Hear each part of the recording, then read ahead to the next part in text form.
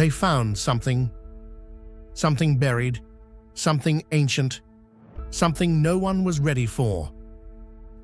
Ruins with no builder, artifacts too advanced, evidence that history isn't what we've been told. For the next hour, you're not just watching a video. You're stepping into a hidden chapter of the human story, one that science still refuses to explain. If there's one treasure that has haunted America for more than 100 years, it's the Beale treasure. Not just because it's said to hold nearly 3 tons of gold, massive amounts of silver, and priceless gems buried deep in Virginia, but because the key to finding it lies in 3 ancient cipher texts, which no one has ever fully decoded. They're not maps, no illustrations, just rows of lifeless numbers, seemingly random, yet possibly concealing the exact location of one of the greatest undiscovered treasures in history. Only one of the 3 ciphers has ever been cracked, and it's not the one revealing the treasure's location. The other 2, including precise burial instructions, remain an invisible wall that has defied even the sharpest minds since the 19th century. This isn't just a tale of gold and riches. It's a never-ending chase between human intellect and a secret locked in numbers. Are you ready to dive in? At the heart of the entire Beale legend lie 3 cipher texts, written as long strings of numbers that seem utterly meaningless. These ciphers were allegedly left behind by a man named Thomas J. Beale in 1822.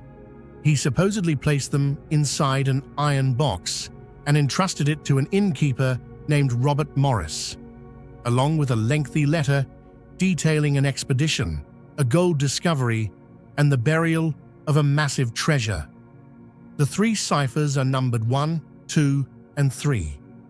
According to the accompanying letter, Cipher 1 describes the exact location where the treasure is buried.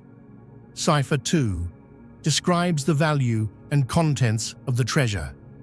Cipher 3 lists the names and relatives of those involved in Beale's expedition. The strangest part is that for over 100 years, only Cipher 2 has ever been solved, and only by using the United States Declaration of Independence as a key. By matching each number to a word in the declaration, e.g., 115 corresponds to the 115th word, the decrypted message begins. I have deposited in the county of Bedford, about 4 miles from Beaufort's, in an excavation or vault 6 feet below the surface of the ground. The message goes on to describe a treasure consisting of 2,921 pounds of gold, 5,100 pounds of silver, and gems, precious stones of unmeasurable value. The treasure was said to have been buried around the year 1820 at an undisclosed location. However, what continues to baffle researchers is Cipher 1, the one that supposedly gives the exact location. It remains completely unsolved. No one knows what text was intended to be the key, and it seems that without it, the treasure will remain forever lost, buried somewhere deep within the American soil. Some experts even believe that Cipher 1 may be a hoax, intentionally unsolvable, lacking any consistent logic, or created using a complex system far beyond traditional 19th century encryption methods. What do you think? Could Cipher number 1 still be waiting for the right person to unlock it? Or is it all just a story designed to challenge human intellect and curiosity? Share your thoughts, theories, or, if you've ever tried to decode the Beale cipher, tell us about your journey in the comments below. According to the content decoded from cipher number 2, the only one ever successfully solved, the Beale treasure is described on an astonishing scale: nearly 3 tons of pure gold, over 2.3 tons of silver, and a vast quantity of priceless gemstones. In the 19th century, when paper money was still rare and wealth was measured in precious metals, Such a fortune would have equaled the riches of an entire kingdom. Based on modern metal values, the gold and silver alone would be worth over $100 million today. However, what truly sets this treasure apart is not just the number, it's the potential cultural, archaeological, and historical value if the story is proven true. In that case, the Beale treasure would not simply be wealth, but an undiscovered legacy of American history. The entire legend of the Beale treasure centers around the name Thomas Jefferson Beale, a man said to have written the letter left to Robert Morris and the one who led the expedition that allegedly discovered a massive gold deposit in the American West. According to the story, Beale and his companions transported part of the treasure eastward and buried it in a secret location in Virginia, then encrypted the information to ensure its absolute safety. However, what deeply troubles historians is this: there is no historical record confirming the existence of Thomas J. Beale. No census data, no legal documents, no physical evidence. The fact that such a central figure is completely absent from history has led many to believe that he may be a fictional character, invented by an anonymous author to craft a mysterious and captivating tale. If that is the case, then the Beale treasure is not merely a physical enigma, but a sophisticated mind game, one that has played on human curiosity and belief for over a century. Since the early 20th century, hundreds of cryptographers, independent researchers, treasure hunters, and even the FBI have attempted to crack the Beale ciphers. Yet to this day, no one has succeeded in decoding cipher number 1 or number 3, the two considered most crucial, as one supposedly reveals the treasure's exact location and the other lists the names of those involved. The complete silence from these seemingly random sequences of numbers has deeply divided the research community, giving rise to multiple theories. Some believe that the key text is not the Declaration of Independence, but perhaps a rare or now lost document. Others argue that the ciphers are an elaborate hoax, never intended to lead to any treasure, but rather crafted to ignite curiosity for generations.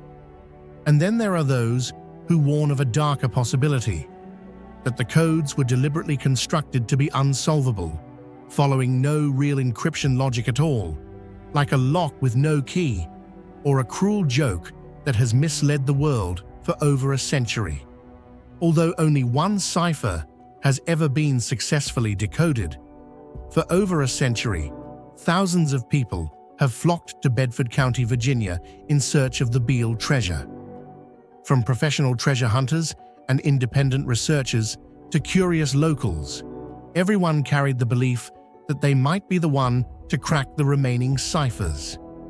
The area surrounding Buford's Tavern, reportedly where Beale once stayed, has been repeatedly and illegally excavated, prompting local authorities to issue strict bans and warnings against unauthorized digging. Some have spent their entire lives trying to unlock cipher number 1.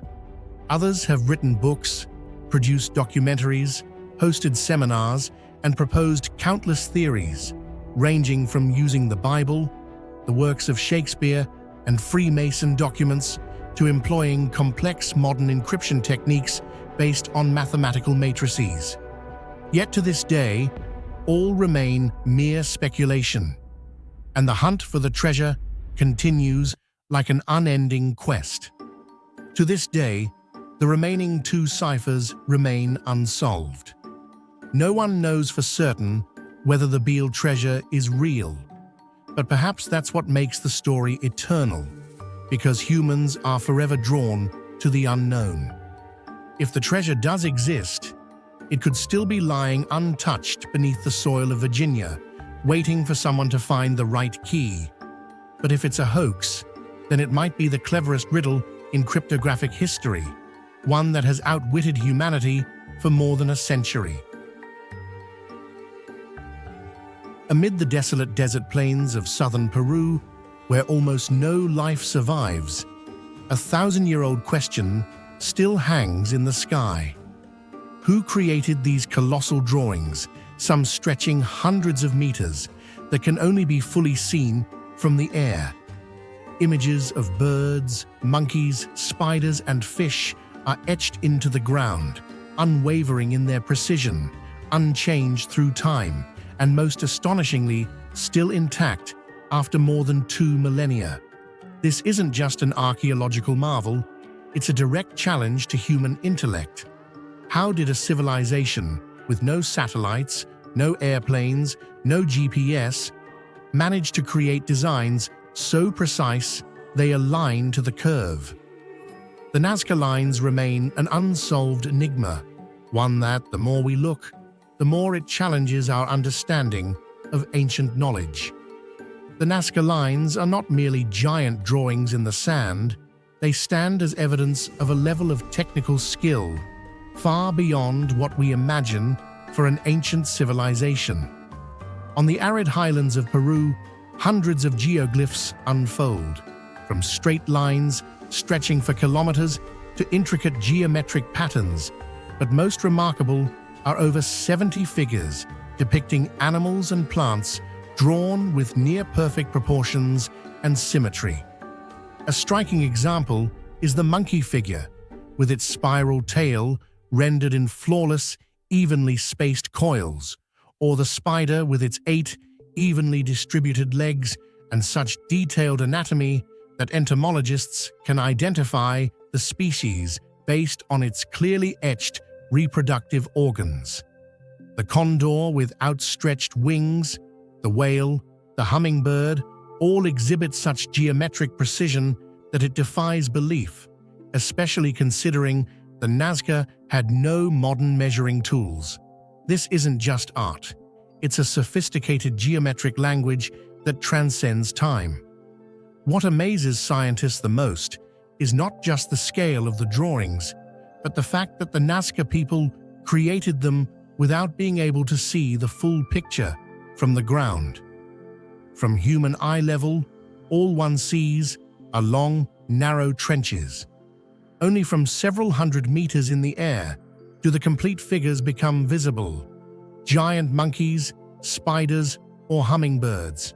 So how could a pre-industrial civilization draw with such precision?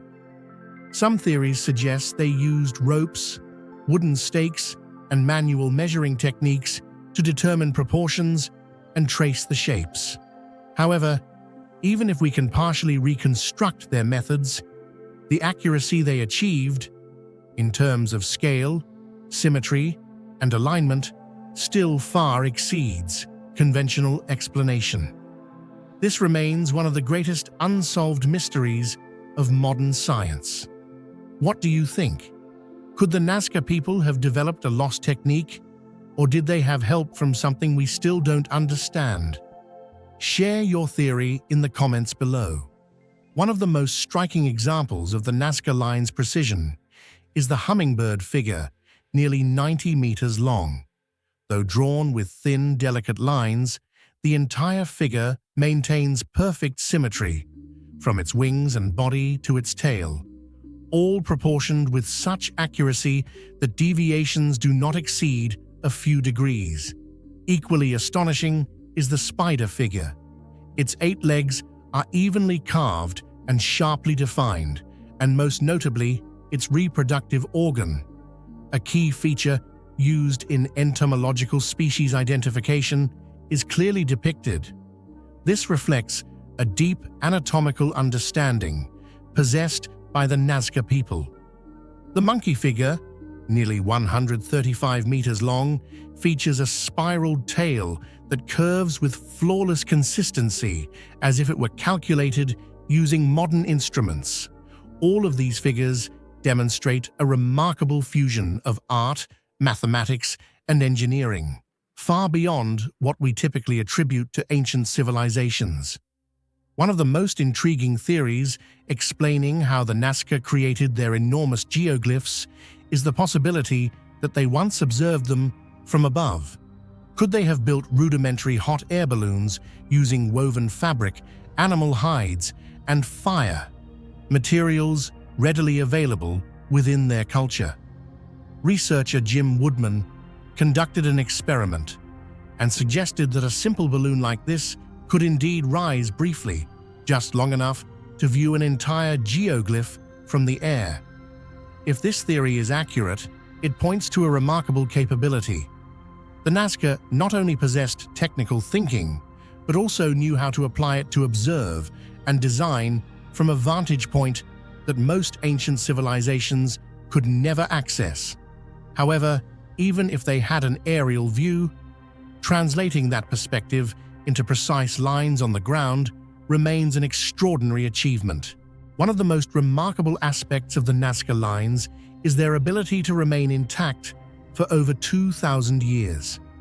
The Nazca Desert has one of the driest climates in the world, virtually no rainfall and very little wind, which helps protect the geoglyphs from natural erosion. However, that alone doesn't fully explain their astonishing sharpness after millennia. If the lines hadn't been carved with consistent depth and precise planning, they could have easily deformed over time. The fact that most of the figures have retained their clarity without shifting or fading shows that the Nazca were not only skilled in design, but also had a deep understanding of the physical properties of soil and rock, ensuring the long-term durability of their creations. The astonishing precision of the Nazca lines carries more than just technical significance. It also opens up fascinating interpretations related to ancient spiritual beliefs and astronomy. Many researchers suggest that the lines and figures could represent a celestial map, mimicking the movements of constellations and the sun, or functioning as a ceremonial agricultural calendar. Some of the long, straight lines, stretching for kilometers, are believed to align with the sunrise or sunset during solstices and equinoxes. However, not all figures align with known astronomical patterns, raising further questions. Did the Nazca create them for ritualistic or religious purposes, or perhaps as a form of communication with supernatural entities they believed dwelled in the sky? It is precisely the unusual design and near-perfect precision of the Nazca lines that have sparked many fringe theories, most notably the theory of extraterrestrial involvement. Some theorists suggest that these massive geoglyphs were messages intended for beings from outer space, or that the Nazca were influenced by flying entities they may have witnessed. In particular, the long, flat, perfectly straight lines are so unnaturally precise that many people liken them to runways for landing and takeoff. Although there is no scientific evidence to support this theory, the mysterious shapes and advanced techniques continue to make the Nazca lines a central topic in never-ending debates. After everything we've uncovered, precision, mystery, ancient ingenuity, what do you think is the true purpose behind the Nazca lines? Were they art, astronomy, ritual, or something else entirely? Drop your theory in the comments. We'd love to hear your take. Modern tools, satellite imagery, ground-penetrating radar, drones have helped uncover more previously unknown designs. Yet, even as hundreds more may emerge, the core question remains: how did an ancient civilization create such massive, almost mathematically perfect figures without modern measuring instruments? The Nazca lines aren't just an archaeological treasure. They're a challenge to what we think we know about ancient mathematics, engineering, culture, and imagination. And among all their astonishing features, it is their near-perfect geometric precision and proportion that stands as the most powerful testament to the genius and enduring mystery of the Nazca people. In the mid-19th century, when the Arctic remained a vast, frozen blank spot on the map, a place where even sunlight struggled to survive, Britain threw its full weight behind a grand ambition: to find the Northwest Passage, a strategic shortcut to Asia. And to chase that dream, they didn't dispatch just any expedition. They sent a superior force, armed with the pride of an empire and the most advanced technology of its time. In 1845, under the command of Sir John Franklin, a legend in naval exploration, two ships, HMS Erebus and HMS Terror, set sail into the eternal ice. Outfitted with ironclad hulls, powerful steam engines, 3 years' worth of provisions, and a hand-picked crew, it was a mission that many believed was unstoppable. But then, they never returned. No signals, no messages, not a single trace at first. An expedition, too advanced to fail, had vanished entirely into the polar wilderness, launching a terrifying mystery that would haunt history for over a century, defying science, reason, and our deepest faith in progress. What do you think really happened to the Franklin expedition? An unforeseen accident, overconfidence in technology, or something more mysterious that we still haven't uncovered? Share your thoughts in the comments. Your theory might just be the missing piece to this enduring mystery. What set the Franklin expedition apart from all its predecessors was not only its ambition, but the extraordinary level of technological preparation it carried into the Arctic. HMS Erebus and HMS Terror were no ordinary vessels. They were veteran warships, newly retrofitted with cutting-edge innovations for polar survival. Their wooden hulls were reinforced with thick iron plating to break through sea ice. For the first time in Arctic exploration, the ships were fitted with steam engines, allowing propulsion even when wind failed, an enormous advantage in the frozen, windless north. Even more impressively, they featured centralized heating systems that piped warm air throughout the lower decks, offering comfort in the sub-zero cold. The crew brought along over 3 years of provisions, mostly preserved in newly invented tin cans. It was a marvel of 19th century naval engineering, a mobile fortress built to conquer ice and time. Yet despite this near-futuristic preparedness, the expedition vanished. And that cruel irony, the best-equipped mission becoming the most tragic, continues to haunt historians to this day. Beyond the cutting-edge ships and modern equipment, the Franklin expedition was manned by a team carefully selected for skill and experience. A total of 129 men, many of them seasoned sailors, medical officers, and scientific specialists, were chosen to represent the best of the Royal Navy. Leading them was Sir John Franklin, a respected Arctic veteran in his 50s, known for both courage and determination. His previous expeditions had earned him admiration and trust, making him an ideal commander for this ambitious journey. With a strong leader, a capable crew, and every possible advantage at their disposal, the mission was seen as destined for triumph. No one imagined it would end in silence and tragedy.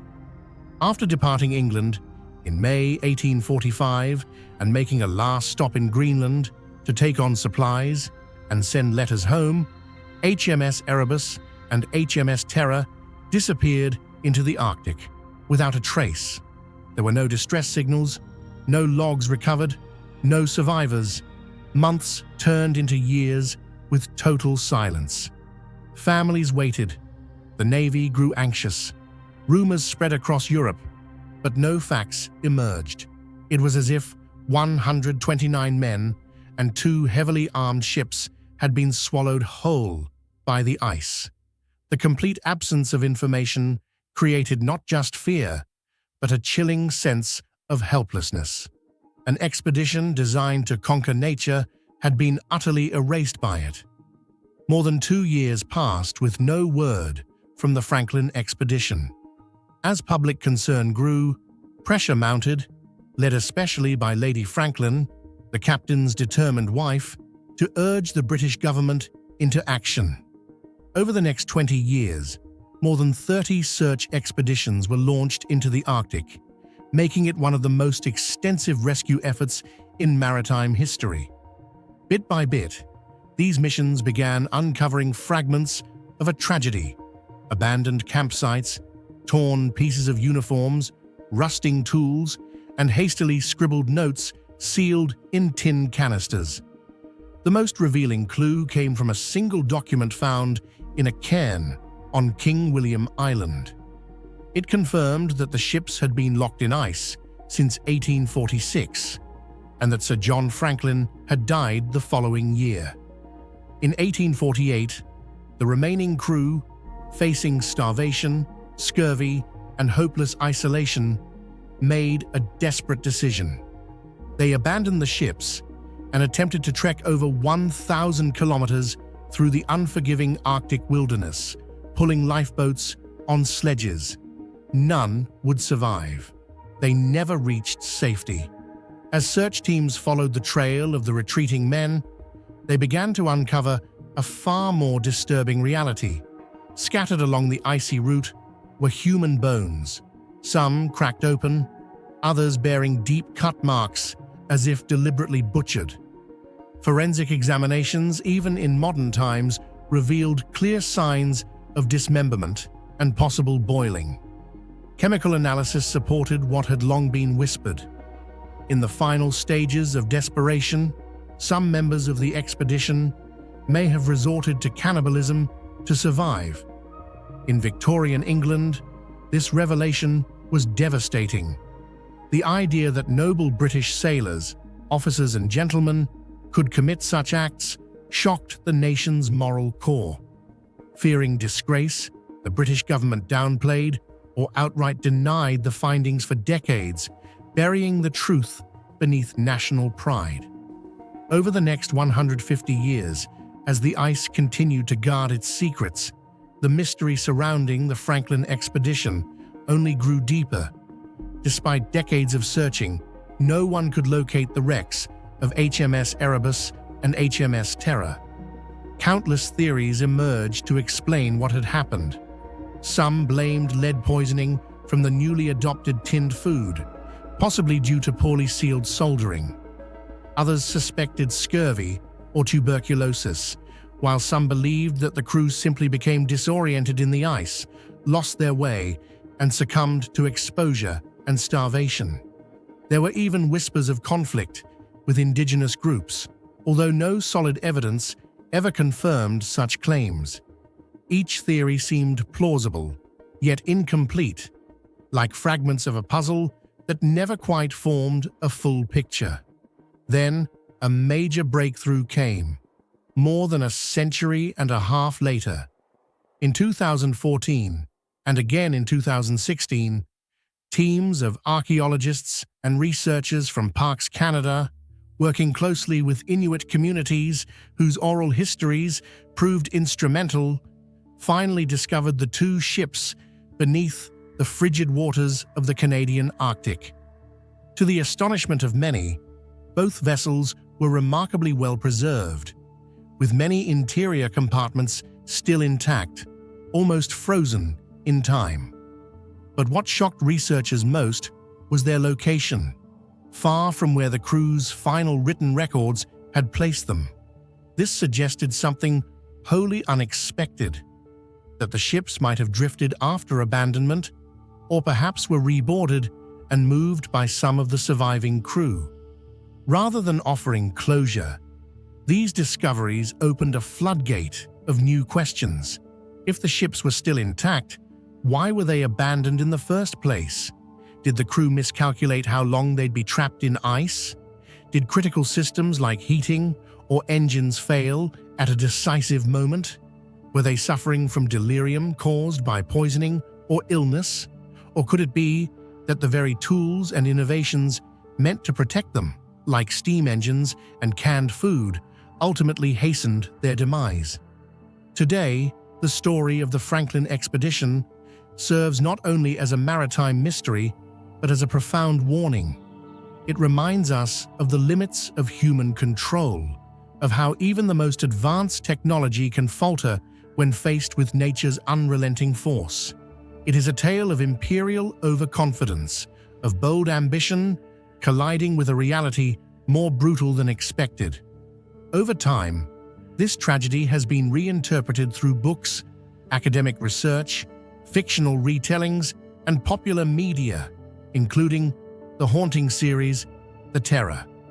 Inuit oral traditions continue to offer unique insights, often overlooked in colonial accounts, and yet the central question remains chillingly unresolved. What truly killed 129 men on a voyage meant to redefine the map of the world? Their frozen bodies, their scattered belongings, and their ghost ships remain silent witnesses to a story still waiting for its final chapter. Amid the thick mist of the Sierra Nevada rainforest, where the cries of jungle birds echo like ancient whispers, lies a stone city buried by time. No walls, no grand gates, only moss-covered steps leading into a world almost entirely unknown to the modern mind. Ciudad Perdida, the lost city, is not legend, but a living testament to the brilliance and craftsmanship of a once thriving, now forgotten civilization. The Tairona, built in the 9th century, 600 years before Machu Picchu, Ciudad Perdida is not just an archaeological site. It is a fully realized architectural ecosystem, nestled in the wild as if it never needed the outside world. Every terrace, every stone path, every water channel speaks of careful consideration, of terrain, of climate, and of spiritual harmony. A city without wheels, without metal, yet enduring, stronger than time itself. And the most astonishing part? You can't reach it by plane or car, only by walking, trekking through rainforest, crossing rivers, and climbing ancient stone steps. Just as the Tairona once did, can you discover that some secrets only reveal themselves when you truly dare to enter? Unlike other famous archaeological sites easily reached by bus or cable car, Ciudad Perdida can only be accessed on foot. The journey here is not for the faint of heart. You must hike for 4 to 6 days through dense tropical rainforest, navigating slippery, mud-covered trails, climbing steep mountain slopes, crossing fast-flowing rivers, and enduring the suffocating humidity characteristic of the jungle. In the final stretch, visitors must ascend over 1,200 ancient stone steps to reach the heart of the city. This hardship has become an invisible shield, preserving Ciudad Perdida in its pure, untouched state, never commercialized or overwhelmed by mass tourism. With every moss-covered step, you're not just entering an archaeological site. You're walking through layers of ancient memory, where time itself seems to have paused deep within the forest. During the Spanish colonial conquest of the Americas, not a single historical document mentioned Ciudad Perdida. Hidden deep within the rugged Sierra Nevada mountains, the city lacked gold mines or notable resources, and thus completely escaped the notice of the conquistadors. For centuries, it lay buried beneath dense jungle and mist, its existence unknown to the outside world. It wasn't until 1972 that Ciudad Perdida was accidentally discovered by a group of treasure hunters who followed ancient stone steps through the forest in search of gold. Word spread quickly, and in a short time, many valuable artifacts were looted and sold across the black market. This prompted archaeologists and the Colombian government to step in. Official excavations were soon launched, marking a new chapter for Ciudad Perdida. Once forgotten in the shadows for hundreds of years, it now gradually emerged into the light of science, like an ancient gem unearthed after a long slumber in history. Ciudad Perdida once served as a major political, religious, and commercial hub of the Tairona civilization, a society that thrived long before the Spanish arrived. Renowned for their sophisticated gold craftsmanship, robust trade networks, and organized social structure, the Tairona were one of the most advanced pre-Columbian cultures in the region. However, their civilization was nearly erased during colonial conflicts and was forced deep into the mountains. Today, their descendants, the Kogi, Arhuaco, and Wiwa peoples, still live in the Sierra Nevada and regard Ciudad Perdida as sacred. They believe it to be the heart of the world, a place where natural and spiritual energy is balanced. Traditional ceremonies are still held in the city, with the belief that the spirits of their ancestors continue to dwell there. Among all the mysteries that Ciudad Perdida holds, what astonishes and earns the greatest respect from archaeologists is the incredibly complex architectural and urban planning system built by the Tairona people, entirely by hand, without wheels, draft animals, or metal tools. And yet the entire city operated smoothly and sustainably for over a millennium in some of the harshest natural conditions imaginable: humid tropical rainforest, steep mountainsides, and relentless annual rainfall. Ciudad Perdida contains over 169 large stone platforms, meticulously carved and arranged in perfect circular or elliptical shapes. On each platform once stood houses made of bamboo and palm leaves, light, easily replaceable materials suited to the local climate. These platforms weren't isolated. They were interconnected by hand-carved stone staircases, flagstone paths, and, most impressively, a highly sophisticated water drainage network. This is what makes Ciudad Perdida a remarkable testament to ancient systems thinking. In the tropical rainforest, where rainfall is extremely high, without proper drainage, the entire settlement would quickly erode. But the Tairona built narrow drainage channels running alongside the paths, designed to collect rainwater, prevent flooding, channel runoff, and reduce erosion, all while keeping the stone foundations dry and stable. More importantly, this system was not built as an afterthought, but strategically designed based on the natural terrain, making full use of slopes, guiding water flow precisely, and selecting construction sites that were elevated yet near reliable water sources. From transporting hundreds of thousands of heavy stones through rugged terrain to managing water and stabilizing foundations, every detail shows the Tairona's deep understanding of physics, hydrology, and geology, despite having no modern technology. This was not merely construction, but the creation of an urban ecosystem in harmony with nature, which operated sustainably for over 1,200 years without technological intervention. Beyond daily living functions, Ciudad Perdida clearly served as a ceremonial and administrative center. Some platforms are very large, likely used for rituals or community gatherings. Others are more secluded, higher up, and farther from the center, probably reserved for priests or local elites. This spatial arrangement reflects not just social organization, but also a religious hierarchy, where elevation symbolized proximity to the heavens, a sacred space connecting humans with the divine. Amazingly, after more than 1,200 years exposed to rain, jungle heat, and mountain mist, many of these stone structures remain nearly intact.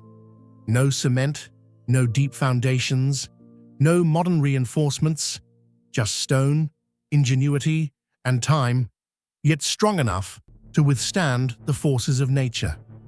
This stone city is not just a physical legacy. It is a profound statement on the durability of ancient engineering and the harmony between humans and the environment. With Ciudad Perdida, the Tairona achieved something the modern world is still trying to master: living within nature and enduring alongside it, not against it. What do you think about the architectural skills of the Tairona people? If they managed to build a sustainable city deep in the jungle that has lasted over 1,200 years without any modern machines, are we underestimating the intelligence of our ancestors? Share your thoughts in the comments below. Ciudad Perdida is more than just a physical destination. It's a journey inward. The remoteness, the absence of cell service, technology, or noise forces visitors to confront nature, history, and themselves. In the stillness of the jungle, one can almost feel the breath of a forgotten civilization, as if the Tairona are still here, watching us walk the same stone steps they once carved by hand, guided by faith and wisdom. Ciudad Perdida is not for everyone, but for those with patience, courage, and passion. It is a journey that forever changes how we view the ancient world and ourselves. This is not just a lost city, it is a living legacy, hidden deep within the forest, still whispering the story of human resilience, belief, and ingenuity in the face of nature. An isolated island in the middle of the ocean, no machines, no large animals, no contact with the outside world. And yet, from this seemingly desolate land, hundreds of massive stone statues suddenly emerged, challenging every limit of human capability. This is Rapa Nui, Easter Island, a symbol of mystery and timeless creativity. But behind the motionless Moai statues lies a question that has baffled scientists for decades. What caused the complete collapse of the civilization that built these wonders? Did they destroy their environment to the point of extinction? Or is the truth far more complex and cruel, with outside forces ultimately pushing them over the edge? The story of Rapa Nui is not just a historical enigma. It may also serve as a stark warning for all of humanity today. In your opinion, what truly caused the collapse of the Rapa Nui civilization? Was it self-inflicted environmental destruction or uncontrollable external forces? Share your thoughts in the comments. Every perspective might help shed light on one of the greatest mysteries in human history. Around the 12th to 13th centuries, the first Polynesian settlers arrived on Rapa Nui, a completely isolated island in the middle of the Pacific Ocean, and began building a tightly organized society. Despite facing harsh natural conditions such as barren soil, limited resources, dry climate, and the absence of large animals to aid in production, they developed remarkably advanced stone carving techniques. Over 900 Moai statues were sculpted from volcanic rock at the Rano Raraku quarry, many standing up to 10 meters tall and weighing tens of tons, reflecting a deep belief in ancestral power, sacred authority, and a complex spiritual social order.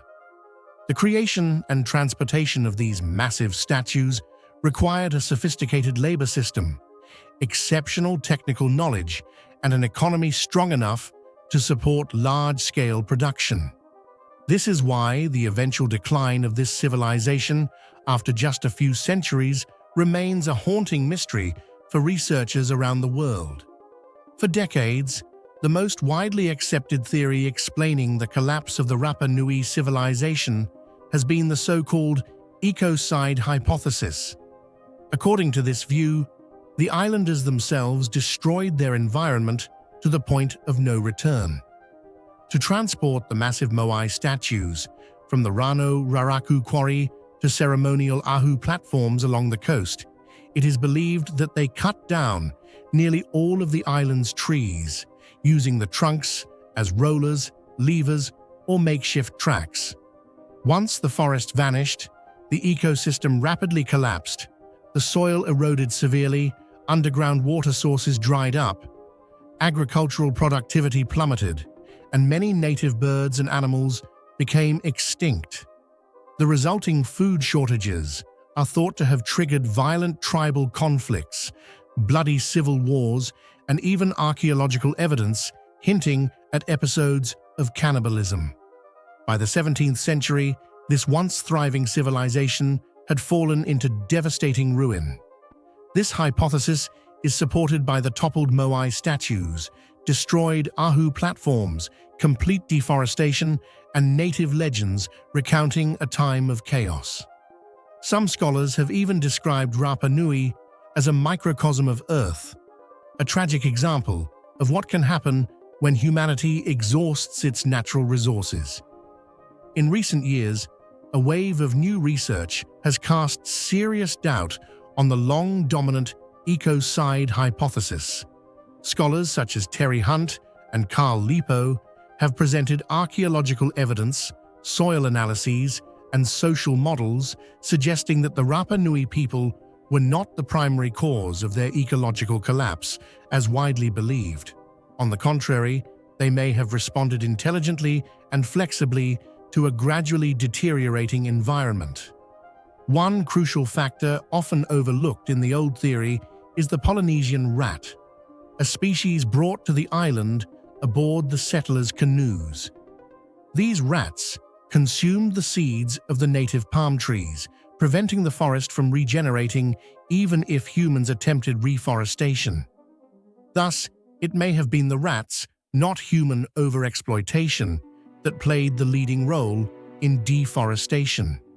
Furthermore, the Rapa Nui's use of rock gardens, fields covered in layers of stones, are now recognized as a smart agricultural adaptation, helping to retain moisture, regulate soil temperature, prevent erosion, and extend the land's fertility.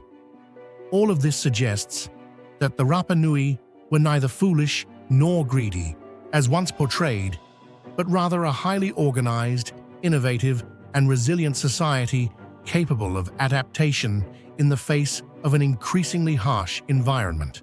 One crucial factor often overlooked in older models explaining the collapse of Rapa Nui is European intervention. Beginning in the 18th century, Dutch, Spanish, British, and later Peruvian ships arrived on the island, bringing not only goods, but also weapons, alcohol, diseases, and profound cultural disruption. However, the most devastating blow came in the 1860s when Peruvian slave ships raided the island and abducted hundreds of Rapa Nui people, including the entire elite class, chiefs, priests, and those literate in the ancient Rongorongo script. When a few survivors returned, they brought with them smallpox, a deadly disease that further devastated an already shrinking population. In this context, it wasn't just lives that were lost, but also knowledge, culture, and the very structure of Rapa Nui society. This has led many modern researchers to conclude that the true collapse didn't occur before European contact, but was rather a consequence of invasion, exploitation, and external destruction, far beyond any internal misstep the society may have made. Despite enduring a series of tragedies, enslavement, disease, and the collapse of their social order, the Rapa Nui people did not disappear, as many in the West once believed. They continued to survive on their island, preserving oral traditions about their ancestors, rituals associated with the Moai statues, and quietly maintaining their cultural identity. For centuries, the outside world assumed that the builders of these monumental structures had gone extinct. But in truth, that culture was never entirely erased. It simply transformed, endured, and adapted through waves of invasion and ecological upheaval. Today, scholars are working to decode the unique Rongorongo script, one of the few writing systems developed in complete isolation. If successful, it could unlock deeper insights into the history, worldview, and true causes behind the collapse of the Rapa Nui civilization. Easter Island is not just a tale of a civilization that fell due to deforestation. It is a multifaceted case study where environment, humanity, invasive species, cultural invasion, and disease all intersect. The forests may have disappeared, but that doesn't mean the culture vanished with them. There may have been civil unrest, but there were also creative solutions for survival. And perhaps it was external forces, not internal self-destruction, that delivered the final blow. What do you think? Did the Rapa Nui people truly cause their own collapse, or were they victims of a chain of events no civilization could control? Leave a comment and join the discussion on one of the greatest survival lessons in human history. In 1898, on a quiet farmstead in Kensington, Minnesota, a Swedish immigrant named Olof Öhman set out to remove a tree stump, just another routine task. But instead of hitting roots, his shovel struck something hard as stone. Because it was stone. A rectangular slab weighing nearly 200 pounds, buried deep beneath the soil for centuries. And what made it extraordinary wasn't its shape, but the strange carvings etched across its surface. Mysterious runes from a world long lost to time. Not English, not Latin, not any language from modern Europe or the Americas. It was Old Norse runic script, once used by Vikings and medieval Scandinavian peoples. And when translated, the inscription revealed a chilling tale of a group of Norwegians and Swedes who arrived in this land in the year 1362, more than 130 years before Columbus ever set foot in the New World. One accidental strike, one unexpected discovery, and with it, a mystery ignited, one that threatens to upend everything we thought we knew about official history. What do you think? Is this an unrecognized piece of historical evidence, or an elaborate hoax from the 19th century? Leave a comment and join the discussion. When the runic inscriptions on the Kensington stone were decoded, they revealed a chilling tale, a tragedy from the 14th century. According to the text, a group of 22 Norwegians and 8 Swedes had set out from Vinland, the land once touched by Viking explorers, on a journey deep into the North American interior. Their likely goal was to survey the terrain and search for potential settlement areas in a world not yet fully mapped. However, the stone does not speak of triumph. Near the end of the inscription, a desperate line appears. "We have 10 men, red with blood and dead." No further explanation is given, which only deepens the mystery. Were they ambushed by indigenous people, killed by internal conflict, or simply unable to survive the harsh wilderness? Whatever the cause, the message carved into stone stands as a haunting testament, a silent cry from the past, left in the forest, waiting centuries to be discovered by the modern world. What shocked scholars the most wasn't the tragic tale carved into the stone, but rather the specific date, the year 1362, a simple number with the potential to shake the very foundations of mainstream historical understanding. If the stone was truly created at that time, it would not only confirm the presence of Vikings in North America, already evidenced at the Lanceau Meadows site in Canada, but would open the door to a far more astonishing possibility: that medieval Scandinavians had traveled thousands of kilometers deep into the continent, crossing untamed lands, vast lakes, and uncharted forests, all the way to what is now the state of Minnesota. In the 14th century, most of Europe wasn't even aware of the American continent's existence, let alone exploring its interior. If such a journey really took place, our entire understanding of the pre-Columbian era, long anchored to the year 1492, would have to be fundamentally re-examined.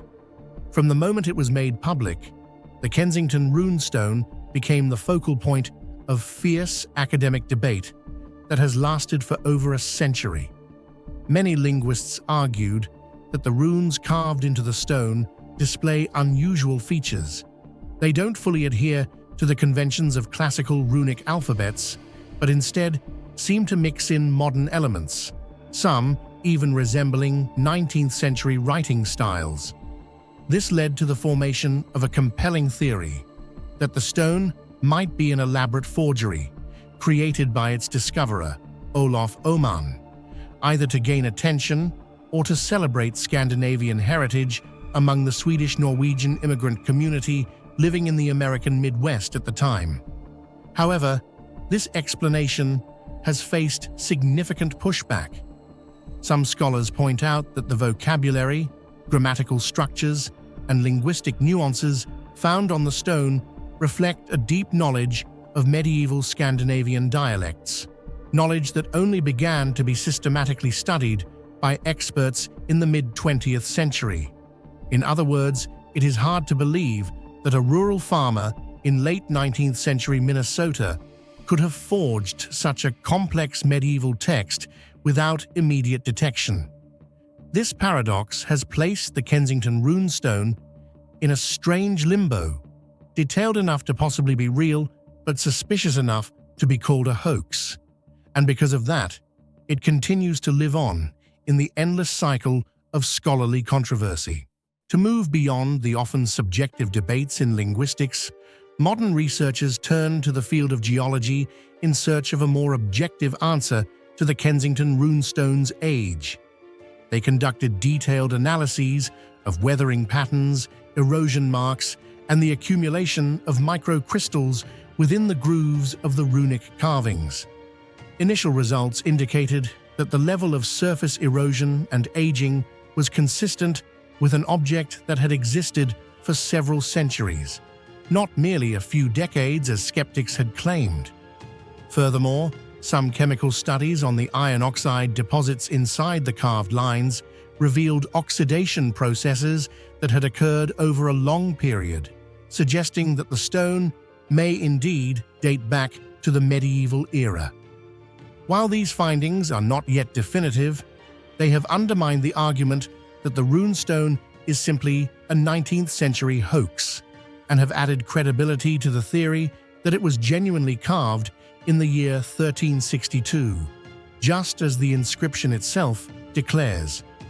For the Swedish and Norwegian American communities, the Kensington runestone is not merely an archaeological artifact, it is a powerful symbol of ethnic pride and a bold affirmation of their ancestors' early presence in America. In the late 19th century, as waves of immigrants from Scandinavia poured into the United States, these communities faced cultural barriers and yearned for something to anchor their identity in the new land. The discovery of the stone, controversial as it may be, became an emotional proof. We were here first. It served as a story that connected newer generations to their Nordic roots, fostering a belief that their ancestral history had not been lost in the vast current of modern American life. Today, the stone is displayed with honor at the Runestone Museum in Alexandria, Minnesota, a place that draws thousands of visitors each year, all coming to see it for themselves and ask what really happened in 1362. More than a century has passed, and the mystery of the Kensington runestone still remains unresolved. But more important than determining whether it is real or fake is the deeper question it raises about how we understand history. Have we truly uncovered all there is to know about our past? Or are there countless stories and pieces of evidence still buried beneath layers of earth, waiting to be unearthed? The Kensington runestone has become a symbol of the clash between physical evidence and established knowledge, a place where what is real isn't always accepted and what is taught isn't always the whole truth. In the end, history is not a closed book, but rather a painting that can always be redrawn whenever humanity discovers a new missing piece. The man who believed in its existence was no dreamer. He was a military officer a seasoned explorer, a rational archaeologist, Colonel Percy Harrison Fawcett. And then, in 1925, he ventured into the forest with his son and vanished without a trace. No message, no body, no explanation. Only a question that has echoed for 100 years. What did he find? And why did he never return? If it were you, would you dare venture into the Amazon jungle to search for a city no one has ever seen, knowing you might never return? Or do you believe Percy Fawcett actually discovered something and chose never to come back? Share your theory in the comments below. The origins of the lost city of Z legend began with the surveying expeditions of Colonel Percy Fawcett, a British Army officer, geographer, and explorer who was tasked with mapping the border between Brazil and Bolivia in the early 20th century. Over many years of trekking through uncharted jungles and crossing rivers, Fawcett not only faced swarms of mosquitoes, venomous snakes, diseases, and unexplored lands, but also repeatedly heard stories from local tribes about a mysterious civilization buried by time. According to these accounts, deep within the Amazon lies a stone-built city, featuring towering columns, intricately carved walls, and strange symbols that had never been documented in the known history of South America. Fawcett's belief was not based on oral accounts alone. He had found a specific piece of evidence. Manuscript 512, an 18th century document preserved in Brazil's National Library. This manuscript described in detail an abandoned stone city with complex architecture, unusual stone statues, and an undeciphered writing system. For Fawcett, if the content of this manuscript was true, it would prove that the Amazon had once been home to a highly developed civilization, possibly rivaling the Inca or Maya, rather than merely a land inhabited by primitive tribes, as commonly believed at the time. In 1925, Percy Fawcett set out on what he believed would be the final expedition of his life, a journey he was convinced would rewrite human history. Unlike his previous missions, this time he was not accompanied by a large exploration team, but only by his 22-year-old son, Jack Fawcett, and his son's close friend, Raleigh Rymel. The three men carried with them unshakable belief, a carefully crafted plan, and a determination to reach the ultimate boundary between legend and truth, a place Fawcett called the City of Z. After venturing deep into the Mato Grosso region, a vast, largely uncharted jungle, they sent a final letter to Percy's wife, stating they had arrived at a location he called the Dead Point, the last known position before entering territory completely absent from any map. From that moment on, the world never heard from them again. No distress signals, no handwritten notes, no one ever returned. The disappearance of a man as experienced as Fawcett, former military officer, seasoned explorer, and someone who had lived and worked in the Amazon for over 20 years, left the public stunned. Many believed that he and the two young men had discovered something beyond imagination and paid the ultimate price to protect its secret forever. After the disappearance of Percy Fawcett and his two companions without a trace, the world was swept into a frenzy to uncover the truth. Over the following decades, more than 100 people joined expeditions in an effort to locate him. But instead of clues, these searches only led to more deaths. Some teams became lost in the jungle, others were attacked by hostile tribes, and many died from starvation, malaria, or wild animals. Rather than solving the mystery, these efforts only made the story even more legendary. The fact that so many lives were lost in pursuit of one missing man led the public to believe that Fawcett had indeed discovered something monumental. Perhaps he chose to stay, or worse, he may have been forced to remain by those determined to keep the secrets of the lost city of Z forever buried in the jungle. More than 90 years have passed since Percy Fawcett vanished into the Amazon jungle, and to this day, no definitive evidence has ever emerged about his fate. Yet countless theories have been proposed, each reflecting a piece of the haunting mystery that his story has left behind. One of the most common theories suggests that Fawcett may have been killed by a hostile tribe. The region he entered was known to be inhabited by indigenous groups with a history of attacking outsiders. However, Fawcett himself was renowned for his ability to communicate and negotiate peacefully with native tribes, which makes this theory plausible, but not entirely convincing. Another theory holds that he died due to an accident or illness, perhaps attacked by wild animals, bitten by venomous snakes, or succumbing to malaria. All very real threats in the Amazon. But if this were the case, why has no one ever found his body, journal, or any of his personal belongings? A more captivating theory is that Fawcett actually discovered the lost city of Z and chose to stay, perhaps because he encountered an ancient, isolated community and wished to protect them from the outside world. Others believe that Z is a sacred land, and anyone who enters is never allowed to leave. According to this view, Fawcett and his companions may have been executed or imprisoned forever, so that the secret would never be revealed. For decades, archaeologists believed that the Amazon was home only to small, nomadic tribes with no evidence of any large-scale civilization. However, recent discoveries have shaken that traditional view.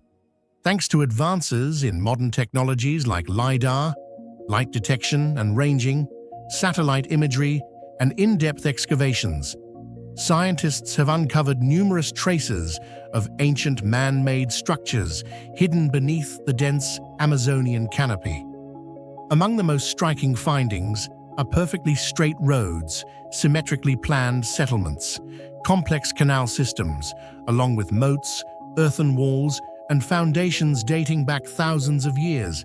These discoveries indicate that the Amazon was once home to large, densely populated urban centers with organized infrastructure and a level of engineering far beyond what was previously assumed.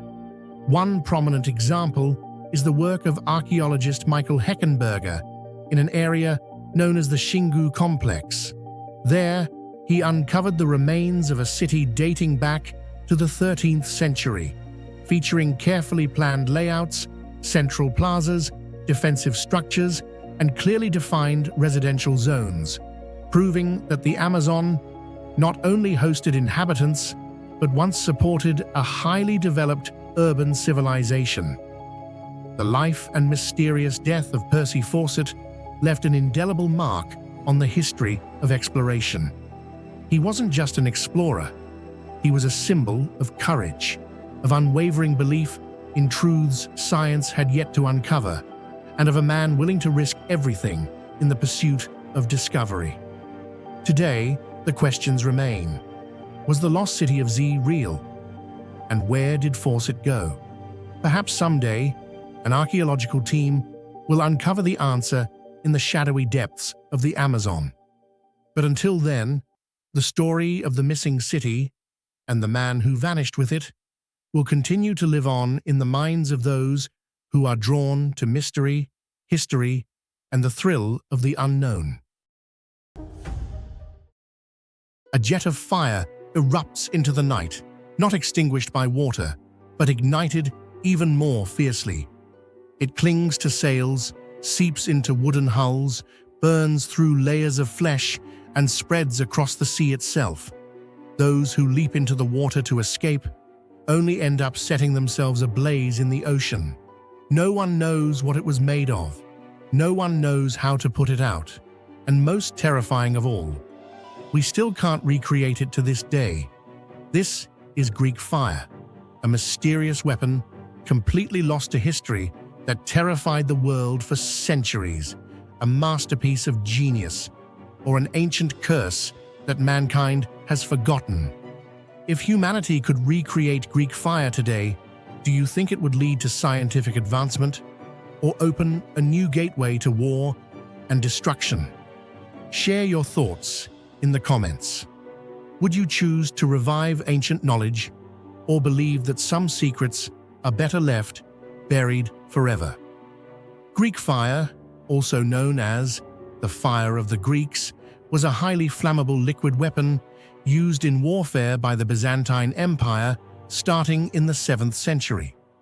But what made this weapon truly extraordinary wasn't just its destructive power, but rather the mystery surrounding its origin.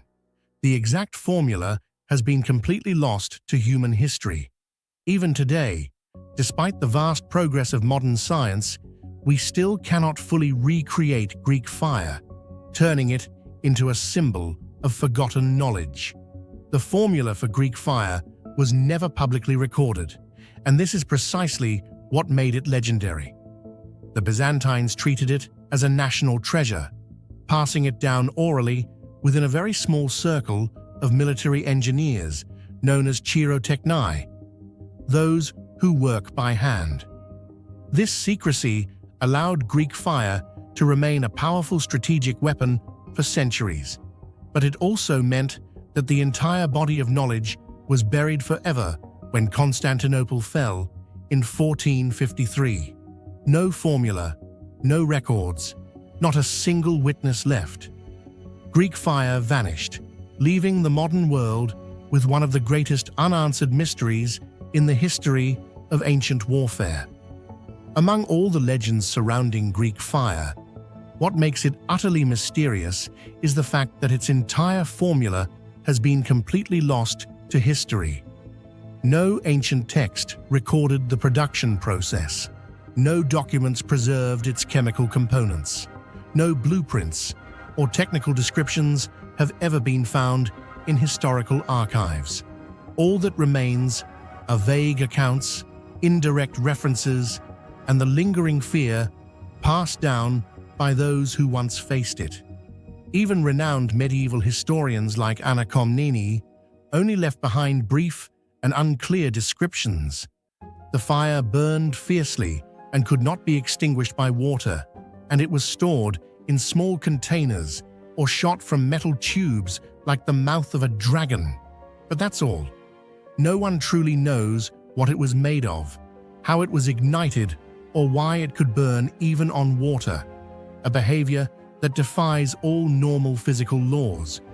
Today, modern researchers have proposed various theories. Some believe Greek fire may have included substances such as crude oil or naphtha quicklime, which reacts violently with water, pine resin, sulfur, or other highly flammable compounds.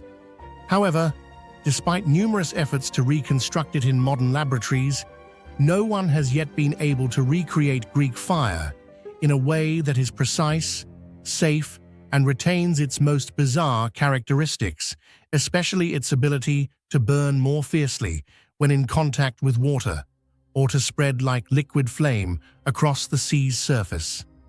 The loss of its formula has turned Greek fire into a symbol of buried knowledge, a sobering reminder that humanity once possessed scientific secrets far beyond our current understanding, but through time, war, and the fall of civilizations, we have lost them forever.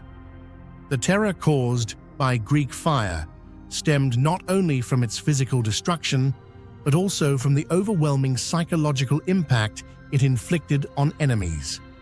For opposing armies, from the Arabs to the Vikings, witnessing a fire raging violently on the surface of water was a complete shock that shattered basic survival instincts. Water, after all, is supposed to extinguish flames, not feed them. And yet Greek fire did the opposite. When water was poured on it, the fire surged higher, spread faster, as if it were being fueled by the sea itself. It's not hard to imagine the horror felt by soldiers aboard ships, watching their comrades engulfed in strange green flames, only to realize that jumping into the sea offered no escape from burning to death. With just a few flamethrowers and barrels of Greek fire, the Byzantine navy could completely turn the tide of battle, even when outnumbered or outgunned. In an age when most warfare relied on hand-to-hand combat and swordplay, Greek fire was a weapon that instilled fear beyond the boundaries of conventional war. Greek fire was not just a flammable liquid, it was accompanied by a flame projection system far ahead of its time. The Byzantines invented a device called a siphon, a long metal tube mounted on ships, functioning similarly to a modern flamethrower. Once activated, Greek fire would shoot out as a stream of blazing liquid, capable of sticking to virtually any surface, from wood and cloth to iron armor or human skin. Ancient records describe these siphons being mounted at the bows of warships, allowing warriors to breathe fire like dragons, a sight both awe-inspiring and terrifying to enemy fleets. There were also portable versions, small jars filled with Greek fire that could be thrown by hand like incendiary bombs, enabling infantry soldiers to use them in close combat. This fusion of a unique chemical formula and advanced delivery technology made Greek fire a fully integrated weapon, powerful in both chemistry and battlefield engineering. When Constantinople fell to the Ottomans in 1453, all knowledge of Greek fire vanished forever. No secret manuscripts were ever found, no final engineer survived to pass on the formula, and not a single official record was preserved. It was as if this terrifying weapon had been buried along with the very city it once defended. From that moment on, Greek fire was no longer just a weapon. It became a legend. It left behind a trail of unanswered questions.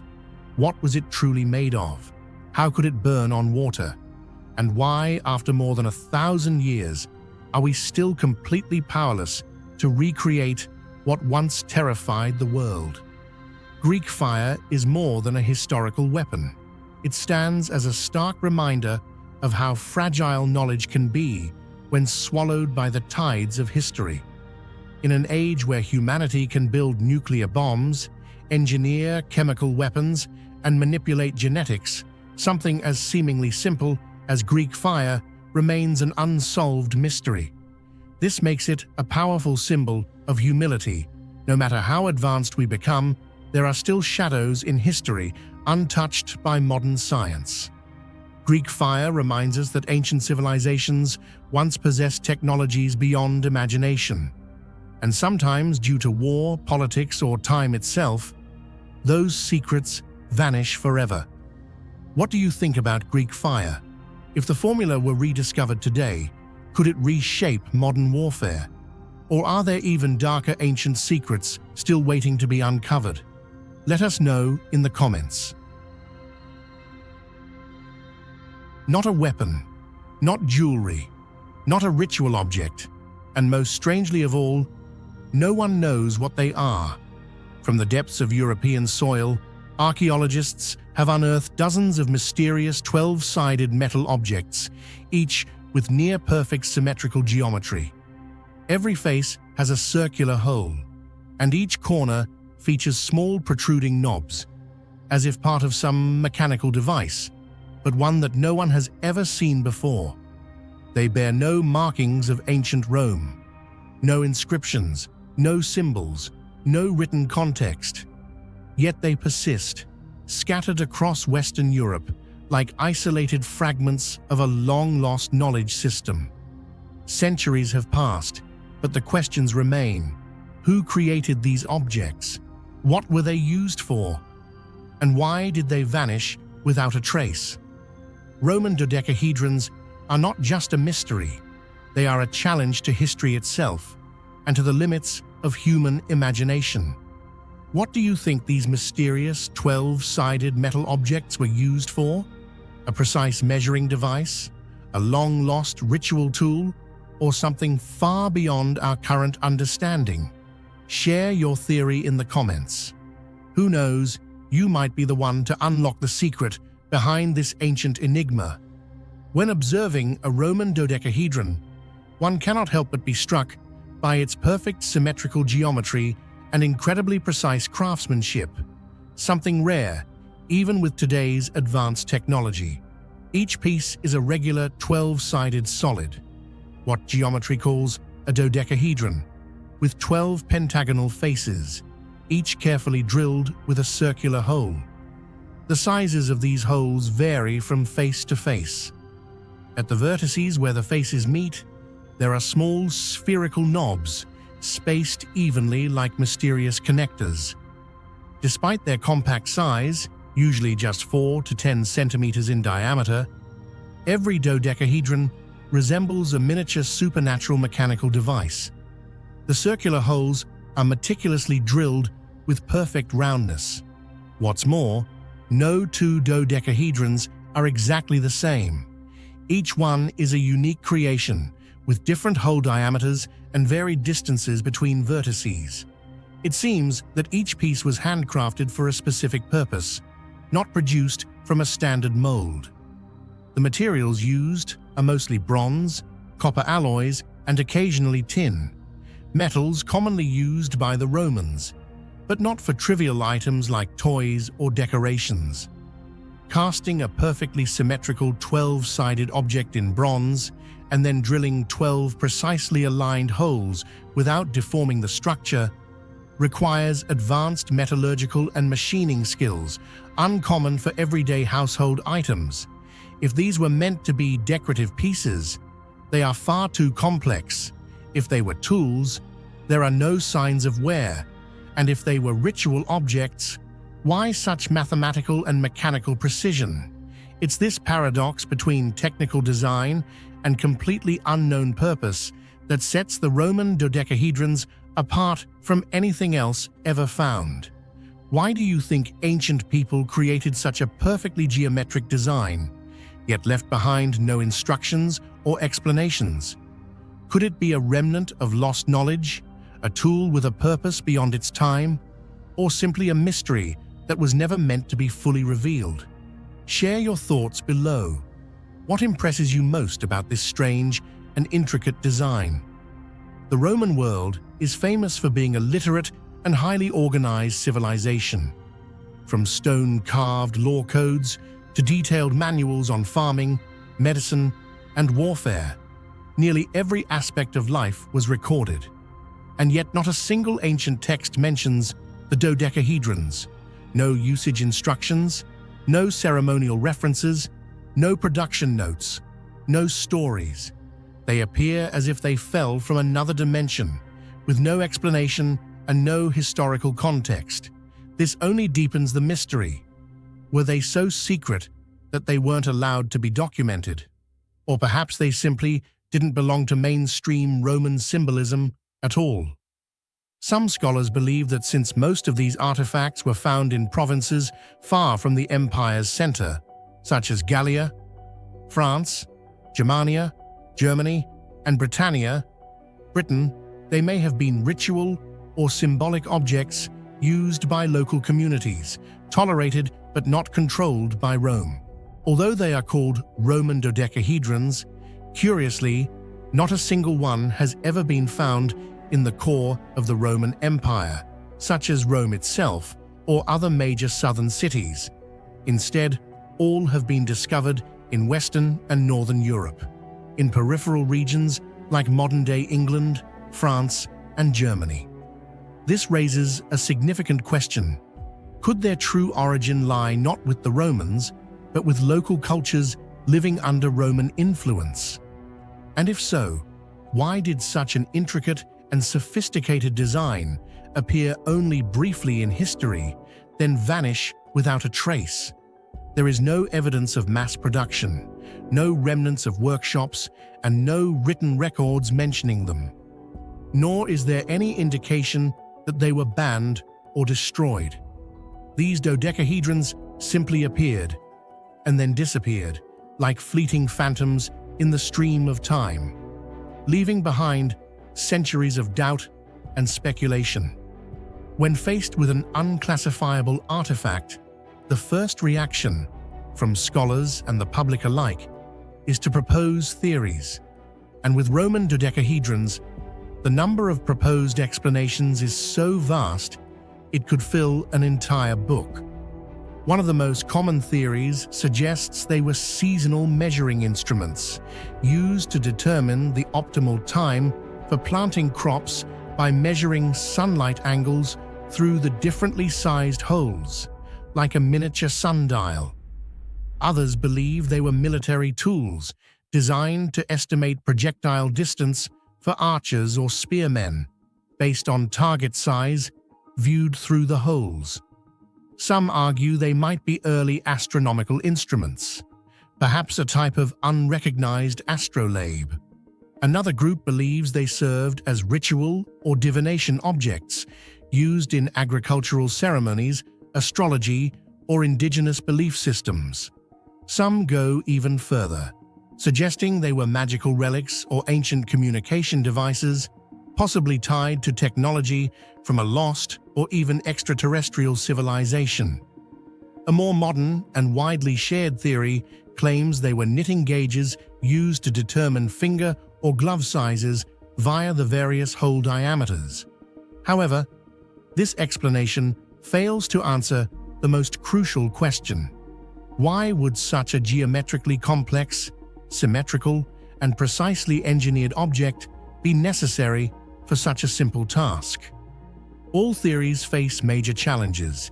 Either they don't account for the mathematical design and exquisite craftsmanship, or they clash with archaeological evidence, such as the materials used, the limited number of discoveries, the non-repetitive variation between samples, and their scattered discovery locations. The deeper one analyzes, the clearer it becomes that these dodecahedrons were likely crafted for a very specific, highly sophisticated purpose, one that has completely slipped through the cracks of recorded history and human understanding. The Roman dodecahedrons resemble an unsolvable equation in archaeology, artifacts that refuse to identify themselves. Every time a theory seems close to cracking the code, another unexplained detail emerges and unravels it all. It is this persistent mystery that makes them a vivid reminder of the limits of modern knowledge. Not everything from the ancient world offers easy answers. They remind us that history is not linear or complete, and the past often hides more than it reveals. Sometimes, the silence in the records speaks louder than any written word. And Roman dodecahedrons, with their flawless symmetry, their absence of context, and their ability to baffle archaeologists for centuries, may be one of the greatest unsolved enigmas of antiquity. It wasn't buried in a tomb of gold. It wasn't carved in stone or hidden beneath desert sands. Instead, one of the most mysterious texts of the ancient world was found wrapped around a dead woman's body. Words written in ink on linen, sealed not in a library, but in a coffin. To most, she looked like just another mummy. But when scholars unwrapped her bandages, they didn't just uncover flesh and bone. They uncovered a book, a full-length manuscript from a civilization long gone. But here's the twist. It's written in a language that no one can fully understand. This is the Liber Linteus, the only known book in the world made of cloth, written in the lost tongue of the Etruscans. And we still don't know what it says. If you found an ancient book no one could read, wrapped around a mummy, what would you believe it says? Scroll down and tell us your theory. Liber Linteus is the longest surviving text written in the Etruscan language, a language spoken in central Italy long before Latin became dominant. The Etruscans flourished between the 8th and 3rd centuries BCE, building city-states, temples, art, and religious systems that laid the groundwork for much of Roman culture. And yet, their language remains largely undeciphered, a ghost echoing in stone, pottery, and the linen of a forgotten mummy. Etruscan is a non-Indo-European language, meaning it does not belong to the language family that includes Latin, Greek, Sanskrit, or English. It stands alone, like Basque or Sumerian, unrelated to its neighbors. It used an alphabet similar to early Greek, and we can read the letters, but not the meanings. That's the crux of the mystery. We can pronounce the words in Liber Linteus. We can recognize repeated patterns, proper names, even dates. But the meaning behind most of the words is unknown. The grammar, syntax, and vocabulary are only partially understood, leaving entire passages that feel like cryptic poems whispered by a dead civilization. It's like having a full Bible in a lost language, with no Rosetta Stone. Imagine a book about ancient rituals, gods, laws, or even prophecies wrapped around a corpse, written in a language that hasn't been spoken in over 2,000 years. Scholars believe the Liber Linteus might be a religious calendar, listing offerings, feasts, or ceremonies to Etruscan deities, but that's just an educated guess. No one can say for sure. And that uncertainty fuels fascination. What if it's something more? What do you think about this? If one day we fully decode the Etruscan language, what do you think will be the first thing it reveals? Feel free to share your thoughts in the comments below. The discovery of Liber Linteus, one of the most unusual texts of the ancient world, was, in fact, a bizarre stroke of chance. In the mid-19th century, during a time when the collecting of antiquities was sweeping across Europe, an Austrian official visiting Alexandria, Egypt, purchased a mummy as a fashionable souvenir. He had no idea that he was bringing back not just a mummified body, but an ancient book forgotten for millennia. The body was later transported to Vienna and eventually to the city of Zagreb, where it was kept in storage for many years. At first, the linen wrappings were thought to be merely decorative, but scholars soon noticed strange markings running along the surface of the cloth. What seemed at first to be ornamentation turned out to be a complete ancient manuscript, written not on stone, papyrus, or pottery, but on linen, a material extremely rare in the history of ancient texts. Even more astonishing was the fact that the writing was neither Egyptian hieroglyphs nor Greek, Latin, or Hebrew. It was written in Etruscan, an ancient language that had become extinct over 2,000 years ago and had never before been discovered in such a lengthy, continuous format. Prior to this, known Etruscan inscriptions were short, often limited to funerary epitaphs or ritual markings, a few isolated words rarely forming a complete sentence. But Liber Linteus contained over 230 lines of text, arranged in 12 vertical columns with nearly 1,200 words, an unprecedented volume for this language. Linguists immediately threw themselves into studying the artifact, tracing each character, comparing it with known fragments, examining etymologies, and trying to reconstruct its grammar. Yet, despite decades of work, most of the content remains shrouded in darkness.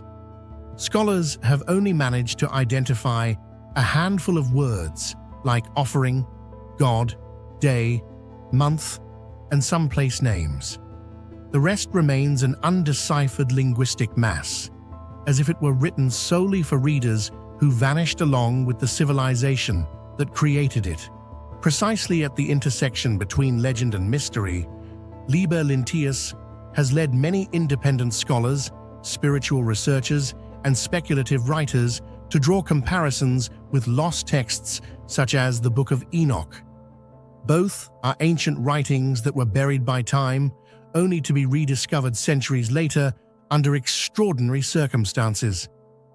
The Book of Enoch, a text excluded from the Bible by many religious authorities, describes visions of heaven, fallen angels, and forbidden knowledge once granted to humankind.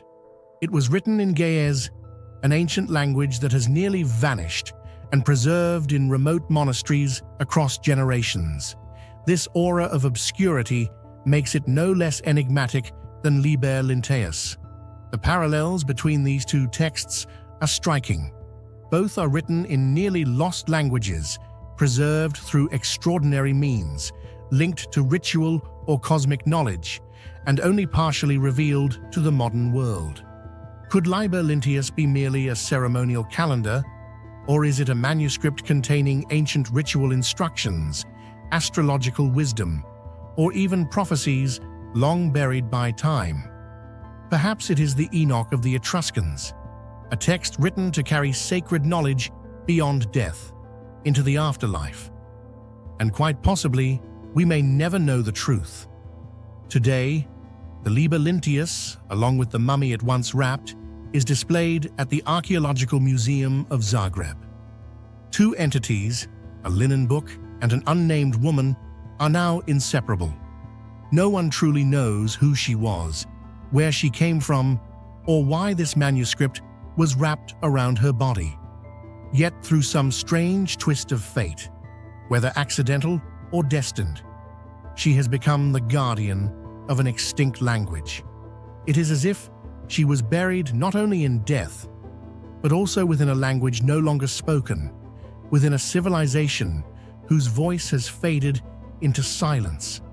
Every strand of linen, every faded line of ink, whispers fragmented memories of a world not erased by fire or sword, but by time and forgetting. There is no copy, no translation, no explanation. The Liber Linteus still stands, a monologue from the shadows of history, waiting for someone someday to listen and finally understand what it longs to say.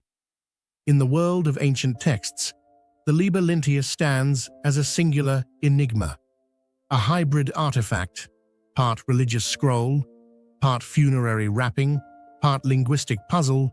It defies categorization. It challenges our assumptions about language, memory, and what it means to preserve knowledge. But above all, it reminds us of something deeply human, that every civilization, no matter how advanced or powerful, eventually becomes a whisper in the dark. And sometimes that whisper survives, not in stone, but in linen. Written across the wrappings of the dead, Liber Linteus is a book without a reader, a song without a melody, a question that has not yet found its answer. And perhaps that's exactly what it was meant to be. On a misty morning in early winter, 1970, in the thick fog blanketing Death Valley near Bergen, Norway, a father and his two daughters paused deep in the silent forest after sensing a strange smell. They had no idea that just a few steps ahead, one of the most haunting and mysterious scenes in modern history awaited them. The charred body of a woman, lying among moss-covered rocks, her hands neatly placed on her chest, as if someone had just performed a silent ritual. There were no signs of struggle, no name, no identity. No one knew who she was or where she came from. But in her suitcase were items stripped of labels, fake passports, wigs, strange symbols, and traces of a secret life. The deeper the police dug, the further they sank into a maze of unanswered questions, from the erasure of her identity to movements resembling those of an international spy. That body was not just a woman who died in the woods. It was a doorway into a chilling, complex story buried between the two poles of the Cold War. A death with no witnesses, a life with no record, and a secret that, to this day, the world still cannot unravel. So what do you think? Was this a covered-up murder, a failed espionage mission, or a warning from the past? Share your thoughts in the comments. Do you believe the truth will one day be revealed, or are some mysteries meant to remain forever buried? At first glance, the death of the TStill woman seemed like a tragic accident in a cold, desolate forest. But as police and forensic experts carefully examined the scene and conducted an autopsy, layers of unsettling irregularities began to emerge, so bizarre they felt deliberately orchestrated. The scene itself offered the first clues: no signs of a campfire, no shelter, no place where she might have stayed. Yet her body was severely burned to the point of deformation. Even stranger, the nearby grass and soil were barely singed, as if the fire had consumed only the woman. A flame without fuel, without origin. The woman's body was so charred that identification was nearly impossible, but her hands were not as badly burned as the rest, and most notably, they were neatly crossed over her chest, arranged with eerie precision. Experts emphasized that under such extreme heat, this peaceful pose could not have been natural. It led to a chilling theory that someone had returned to the scene to position her body, or that she was deliberately placed that way as part of a silent, coded message. Near the corpse lay partially burned objects: a bottle of liquor, empty blister packs of sleeping pills, a suitcase, all stripped of any identifying labels. Her clothes bore no tags. Her toothbrush and comb were blank. Some metal items, such as a spoon, were traced to Eastern European manufacturers, deepening suspicions of a Cold War spy connection. A large amount of sleeping pills was found in her stomach, initially suggesting suicide. But the autopsy revealed something even more disturbing. She died of smoke inhalation, meaning she was still alive when the fire started. No blood, no wounds, no struggle. Everything was chillingly clean, as if an invisible hand had wiped away her past, leaving behind only one message: do not dig further. These details could not have been coincidence. Together, they form a grim portrait that this woman did not die naturally and not in the way someone wanted us to believe. This was not simply a death. It was a story written in fire, sealed with absolute silence. Police found no form of identification on the mysterious woman. But when they traced a suitcase she had left at the Bergen train station, they uncovered something even stranger: 2 suitcases filled with personal items that were completely devoid of personal traces. Inside were designer underwear, expensive sunglasses, several jars of cream with the labels scraped off, torn hotel receipts, ripped train tickets, and a notebook filled with strange symbols that belonged to no known language. Every item appeared to be carefully selected to ensure her true identity could never be traced. Her reconstructed facial image was later broadcast widely across Europe, but no one recognized her. No missing persons matched her description. No embassy reported a citizen lost.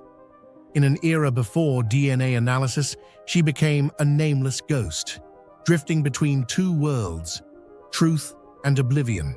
Based on collected records, investigators determined that the woman had traveled through at least 8 different cities in the weeks before her death, including Oslo, Stavanger, and notably areas near military bases where NATO had conducted missile tests. At each hotel she stayed in, a repeating behavioral pattern emerged. She used a different identity, checking in with false names and mismatched passports, and spoke fluent French, German, and English, sometimes deliberately altering her accent or using incorrect grammar, as if trying to obscure her true nationality. She never allowed anyone to touch her luggage, frequently changed rooms without explanation, and was once reported to have left the hotel and returned later looking entirely different, wearing a wig and different clothes. Her calculated movements, heightened vigilance, and ability to disguise herself led many experts to believe that she wasn't just an ordinary traveler, but likely a spy operating within a Cold War espionage network. At the time, Norway held strategic importance, closely monitored by both the KGB and Western intelligence agencies. One theory suggests she was covertly observing radar or secret weapons tests, or worse, she had witnessed something that they simply couldn't allow to be exposed. If she truly was a spy, who do you think she worked for? NATO, the KGB, or some even more complex force behind the scenes? Or do you believe she was just an innocent victim, caught in a conspiracy no one has dared to speak of until now? Share your thoughts in the comments. Your theory might just be the missing key to a mystery that has lasted over half a century. For over half a century, the TStill woman case has remained a dark veil that no one has been able to lift. Norwegian authorities have received hundreds of leads from around the world. Some claimed to have met her. Scientists offered to analyze her DNA from teeth and bones, and even former soldiers suggested they may have worked with her during a secret mission. However, not a single lead has been strong enough to crack the case. In 2017, an international team of experts conducted isotope analysis on her teeth and bones, suggesting that she may have grown up in the border region between France, Germany, and Belgium, and had a seafood-rich diet, characteristic of European coastal areas. But this remains only speculation. Her real name, origin, and purpose are still a complete mystery. Some theories propose that she was the victim of a top-secret biological weapons experiment, or perhaps a rogue agent who was eliminated for knowing too much, a death not caused by mistake, but the outcome of silence imposed by powers that never show their face. The story of the TStill woman is not just an unsolved case. It is a mirror reflecting the paranoia of an era where any trace of mystery could be branded as espionage and human lives could be wiped clean, as if they had never existed.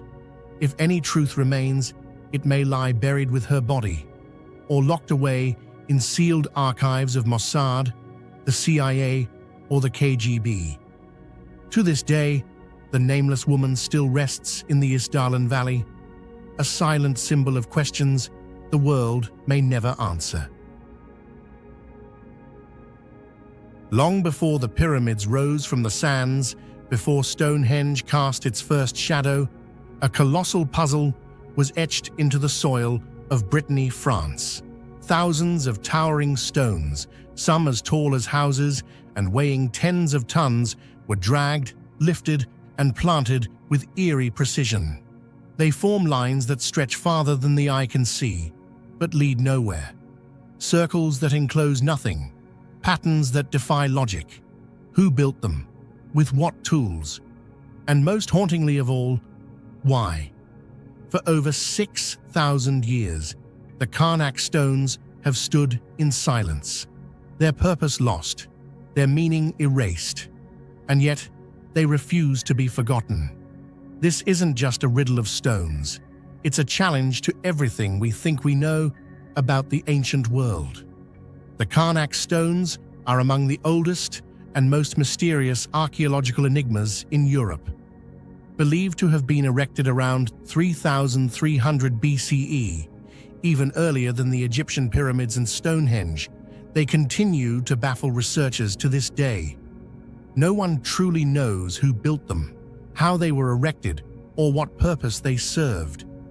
Numbering in the thousands, the stones vary in size, some just over a meter tall, while others rise more than 6 meters and weigh dozens of tons. What's truly astonishing is how they are aligned in near-perfect straight rows, stretching over 4 kilometers, especially in areas like Menek, Camario, and Kaleskan. Others are arranged into circles or geometric clusters or placed alongside dolmens, horizontal stone tombs that suggest possible funerary use. Yet even these traces fail to clarify their true function, only deepening the mystery. Each clue opens up a new layer of questions, as if these stones were placed deliberately to challenge the minds of future generations across millennia. If you were standing in the middle of the Karnak stone fields, surrounded by thousands of ancient stones, aligned as if guided by an invisible hand, would you believe you're looking at a cosmic calendar, a sacred ceremonial site, or something entirely different? Which theory do you find most convincing, and why? Share your thoughts in the comments below. Among all the unsolved mysteries of Karnak, the greatest puzzle lies in their purpose.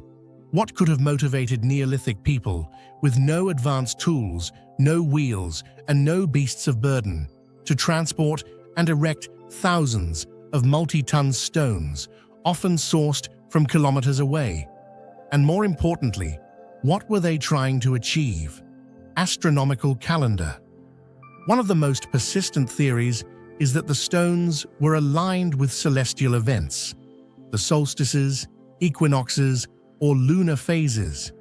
Similar theories have been applied to Stonehenge and other megalithic structures, suggesting ancient peoples may have used them as calendars to track the seasons for agricultural or ritual purposes. However, while some alignments in Karnak seem to correlate loosely with solar positions, the patterns are far more complex and widespread than would be necessary for simple sky tracking. The orientation of the lines also varies across the region, making it difficult to pinpoint a single astronomical function. If this were a calendar, it was one far beyond the scale or detail we would expect. Sacred pathways or pilgrimage routes. Another theory suggests the rows of stones may have marked ritual pathways, guiding lines for processions, spiritual journeys, or seasonal pilgrimages. The idea is compelling, especially given the rhythmic spacing of the stones and the fact that some lines converge or end near burial sites or ceremonial mounds. Could they have represented a symbolic passage between life and death? Or perhaps a journey mirroring the sun's path across the sky? And yet there's no definitive archaeological evidence to support this idea either. No inscriptions, no consistent burial practices, no artifacts that clearly tie the stones to ceremonial use. The paths may simply lead nowhere. Territorial markers or social display. Could the stones have been meant to impress, to demonstrate power, unity, or territory? In a world without cities or writing, the act of organizing labor to erect such massive structures would have been a staggering display of coordination and influence. Perhaps each community had its own section, its own line of stones, like a Neolithic signature etched in granite. Still, this doesn't explain the meticulous orientation of the stones, the deliberate patterns, or the fact that so many seem connected across wide distances. It also raises the question, if this was simply about territory, why invest so much effort in vertical placement and alignment, rather than building walls or embankments, energy grids or earth forces? Some more fringe theories suggest that the stones were placed to harness or mark earth energies, invisible forces said to travel along ley lines, geomagnetic paths, or resonant frequencies. Proponents argue that the stones could have functioned like conductors or tuning forks, interacting with the Earth's magnetic field in ways we still do not understand. While mainstream science remains skeptical of such claims, the theory underscores an essential truth. We are still blind to how Neolithic people perceived their world, their cosmology, their spirituality, their sense of what mattered. All are alien to us, and that gap of understanding leaves just enough room for mystery to linger. Despite over a century of study, including detailed mapping, excavation, aerial imaging, and even satellite surveys, no definitive answer has emerged. Why? No written records.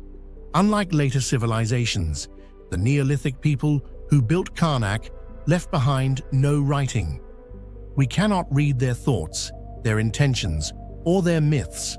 Lack of associated artifacts. Many megalithic sites across Europe are found with pottery, tools, or burial goods. At Karnak, the stones stand largely alone, offering no cultural context. Erosion and time. Thousands of years of erosion, farming, and modern development have disturbed the original layout. Some stones have been moved, others buried or destroyed. We may be missing key parts of the puzzle without knowing it. Perhaps the failure to identify a single function is itself a clue. Maybe the stones were multifunctional, or their meaning shifted over centuries. Just as our cathedrals today are places of worship, community, memory, and identity, perhaps the Karnak alignments were more than one thing at once. They may have served as a calendar, a ceremonial path, a tribal statement, and a spiritual monument, evolving as the culture did. What if the stones were a reflection of a worldview that didn't separate the sacred from the scientific or the practical from the symbolic? To stand among the Karnak stones is to feel the weight of time pressing silently from all directions. These are not crude constructions. They are deliberate, monumental, and persistent. And yet they say nothing. No inscriptions, no names, just silent, ancient order. Their alignment remains one of the great unsolved riddles of prehistory. In an age of satellites and space probes, we still can't explain what our distant ancestors were trying to do with thousands of giant rocks lined up with such eerie precision. Maybe that's the point. What do you think?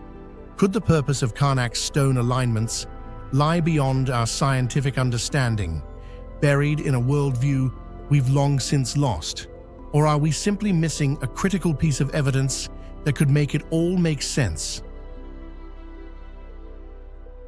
Imagine walking into a museum in Colombia. In front of you lies a small golden artifact, less than 10 centimeters long, but shaped strikingly like a modern jet aircraft. A sleek, narrow body, sharp, horizontal wings, a vertical tail fin that looks like it was designed by an aerospace engineer. You glance at the plaque and learn this piece was crafted over 1,000 years ago by an ancient culture known as Quimbaya. So, how did ancient people, without industrial metals, without knowledge of aerodynamics, and with no concept of airplanes, create such a design? Was it just a random product of artistic imagination, a stylized bird? Or could it be evidence of something that lies far outside the bounds of conventional history?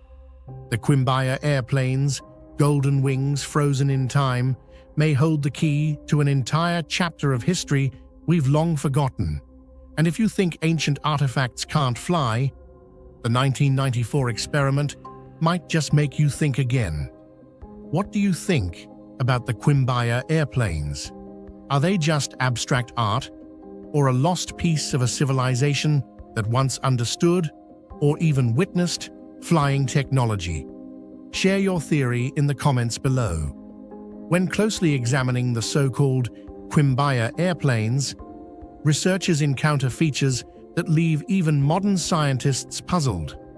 These artifacts possess a long, slender body that closely resembles the fuselage of a modern aircraft, complete with symmetrical horizontal wings and a clearly defined vertical tail fin. What's striking is the total absence of any biological characteristics typically seen in animals. No eyes, no fins, no beak, no features that clearly resemble a fish, bird, or insect. This lack of organic detail, combined with near-perfect symmetry and wing angles that align closely with aerodynamic principles, has led many experts to ask, are these truly just stylized pieces of art, or miniature replicas of a real design that the Quimbaya people might have actually witnessed? Considering the tools available in ancient times, creating such precise, symmetrical shapes with intentional geometric planning was no simple task. If these objects were merely symbolic or decorative, why do they so uncannily match the proportions, lines, and structure of modern aircraft? This uncanny similarity has fueled countless theories, ranging from optical coincidence to the replication of a technology far beyond the reach of their known civilization. One of the most pivotal moments in the Quimbaya airplane mystery occurred in 1994, when two German aeronautical engineers, Peter Belting and Algund Einboom, decided not to remain in the realm of theoretical debate, but instead conducted a real-world experiment. They selected one of these small golden artifacts, enlarged it several times using precise scaling, and constructed a model from modern materials. Most importantly, they did not add any extra components. No engines, no propellers, no modifications based on contemporary technology. Everything followed the original design of the thousand-year-old artifact. Their goal was to test, could this shape, when scaled up and properly weighted, actually glide like an aircraft? The results were beyond expectations. When released into the air, the model glided smoothly, maintained balance, and showed no signs of spinning or crashing. According to technical analysis, its lift-to-drag ratio met recognized aerodynamic standards, meaning the shape was genuinely capable of flight. This discovery shook the aerospace community. In aircraft design, for a model to fly stably, its form must strictly adhere to aerodynamic principles, something that is almost impossible to achieve by accident or symbolic intuition alone. The question was no longer, does it look like a plane, but rather, how could an ancient civilization have created a shape that can actually fly? After the 1994 experiment demonstrated that the Quimbaya model could actually fly, a wave of theories emerged, ranging from plausible to highly speculative. Some suggest that the Quimbaya people may have witnessed a flying device with their own eyes, or even had contact with a form of technology that has since been entirely lost to history.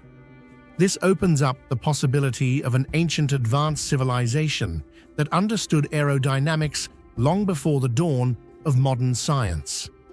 Others believe in the ancient aliens theory, that extraterrestrials once visited Earth, leaving behind images, knowledge, or even flying prototypes, which early humans later mimicked in their art. While it may sound far-fetched, the fact that the model can genuinely fly makes this theory harder to dismiss outright. On the other hand, more conservative voices argue that the objects are merely stylized representations of birds, fish, or insects, with no mystical significance. Yet this explanation quickly encounters a paradox. If they were just decorative or symbolic, then why do they actually fly? Could this be a subconscious echo of a forgotten design? Or perhaps a fragment of history we're simply not ready to face? What makes the Quimbaya mystery even harder to dismiss is not a single artifact, but the systematic repetition found across multiple items. Within the so-called Quimbaya treasure, archaeologists have uncovered over 30 artifacts with similar shapes, all following a remarkably consistent design language: a streamlined, elongated body, clearly defined horizontal wings, a vertical tail fin, and most notably, no biological features whatsoever, such as fins, feathers, or insect-like eyes. If these are meant to represent stylized animals, the stylization has gone so far that they've become nearly mechanical in form. Some of the artifacts even resemble modern jet aircraft, with a clearly split tail section resembling vertical and horizontal stabilizers found on fighter jets. This level of structural similarity is extremely difficult to explain, if we rely solely on the idea of ancient folk art or symbolism. The consistency across all these pieces doesn't suggest artistic improvisation. It points to intentional repetition of a design the Quimbaya people were either familiar with or held in high significance. In archaeology, when a form is repeated multiple times with such precision, it usually means it wasn't just abstract decoration. It likely represented something specific, religious, practical, or perhaps a preserved memory of something that once truly existed. There are no ancient manuscripts, no technical blueprints, and certainly no traces of airstrips, engines, or any structures related to ancient aviation. Yet the Quimbaya airplanes still quietly exist, resting behind glass at the Gold Museum in Bogotá as a silent challenge to conventional history. Perhaps they are nothing more than stylized jewelry, born from artistic imagination. But we also can't entirely rule out the possibility that the Quimbaya people possessed a rudimentary understanding of aerodynamics, something we've long believed only emerged with modern science. And now, with experiments proving that these models can actually fly, the past can no longer be reduced to simple assumptions. Perhaps what humanity is missing isn't just an answer, but an entire chapter of history that has been erased over time. Imagine a brilliant civilization that flourished over 3,500 years ago, building grand palaces, dominating sea trade routes, and leaving behind a unique writing system. And yet, everything they ever said or wrote remains a wall of silence to this day. On the island of Crete, among the ruins of the Minoan civilization, archaeologists uncovered hundreds of clay tablets etched with flowing symbols. Linear A. They appear like fragments of a magnificent story, but no one can read them. Strangely enough, the successor to Linear A, Linear B, was successfully deciphered in 1952, unlocking the ancient Greek language. But with Linear A, every method, every effort has failed. It has become an unsolved riddle, standing firm in the heart of history, challenging every modern linguist. This is not just an unread script. It is a locked door to a once glorious civilization, now echoing faintly through the stones of time. If you were a linguist, where would you begin deciphering Linear A? Do you think there could be a vast body of knowledge hidden within those silent symbols? The Minoans, the creators of the Linear A script, were one of the earliest and most enigmatic civilizations in ancient Europe. From around 1800 to 1450 BCE, they flourished on the island of Crete, building grand palaces like Knossos, equipped with ventilation systems, stone columns, and food storage rooms, evidence of a highly organized society. Their art was vibrant and lively, often depicting the sea, nature, and religious rituals, reflecting a life deeply connected to the ocean. Strangely, the Minoans appear to have built no defensive walls and left behind no signs of large-scale warfare, suggesting a remarkably peaceful society for the ancient world. And yet, this very civilization vanished abruptly, leaving behind no decipherable records, making the silence of Linear A all the more haunting and mysterious. Unlike other civilizations that left behind epic poems, legal codes, or religious writings, the Minoans only left behind brief clay tablets, mostly recording goods, numbers, and personal names. There is no long text substantial enough to reveal their beliefs, spiritual life, or inner thoughts. That's why Linear A is more than just an ancient script. It represents an interrupted legacy of knowledge, where everything once written has become meaningless to the modern world. It stands as a major puzzle in archaeology and a poignant reminder of what humanity has lost in the face of a locked treasure trove of history.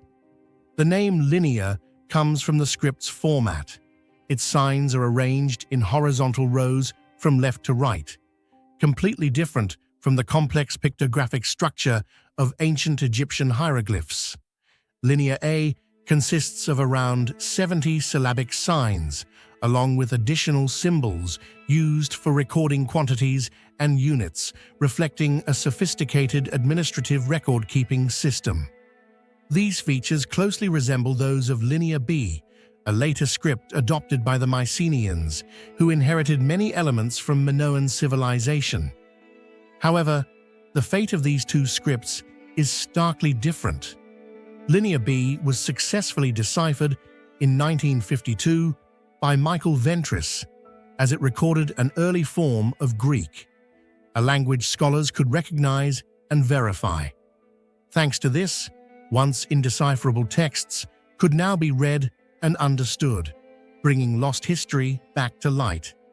But that did not happen with Linear A. Despite its visual similarity, the language encoded within it remains a wall of silence.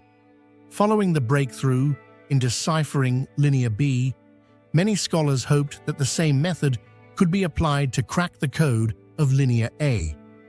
However, every effort ended in failure.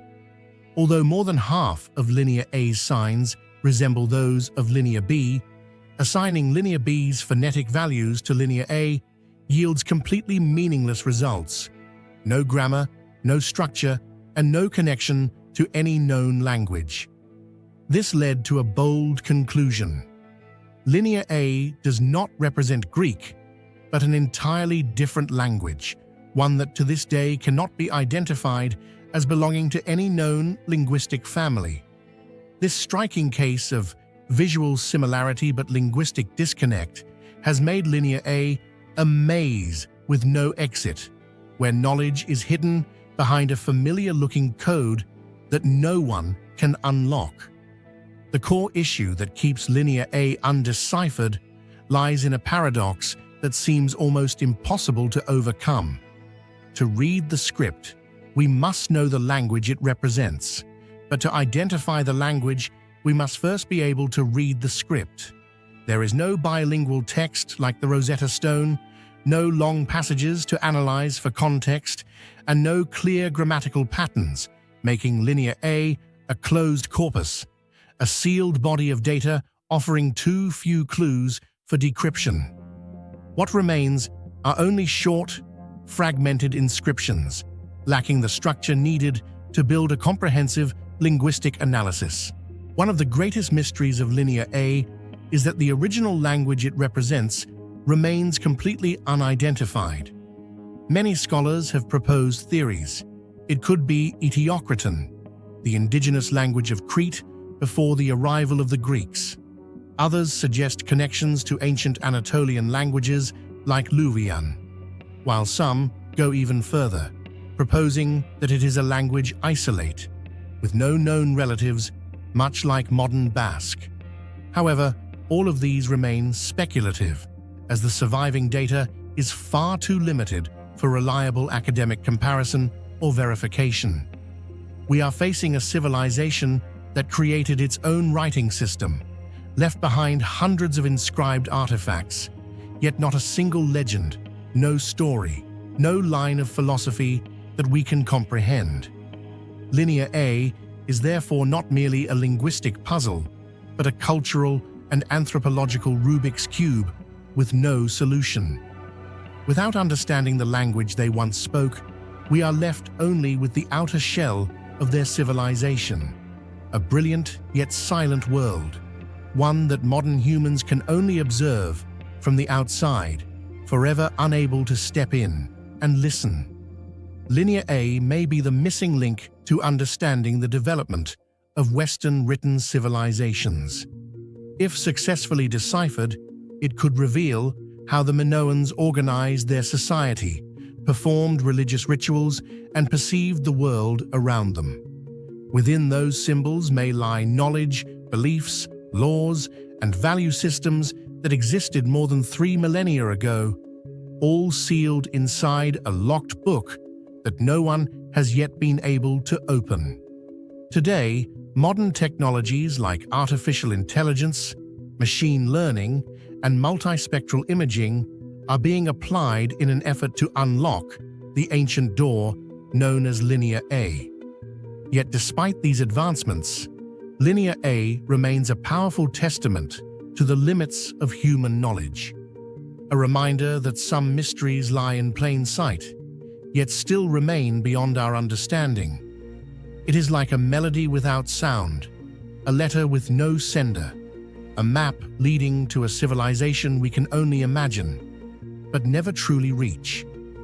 Linear A may appear to be nothing more than silent symbols carved into clay, but within them could lie an entire world of thought, belief, and knowledge from a vanished civilization.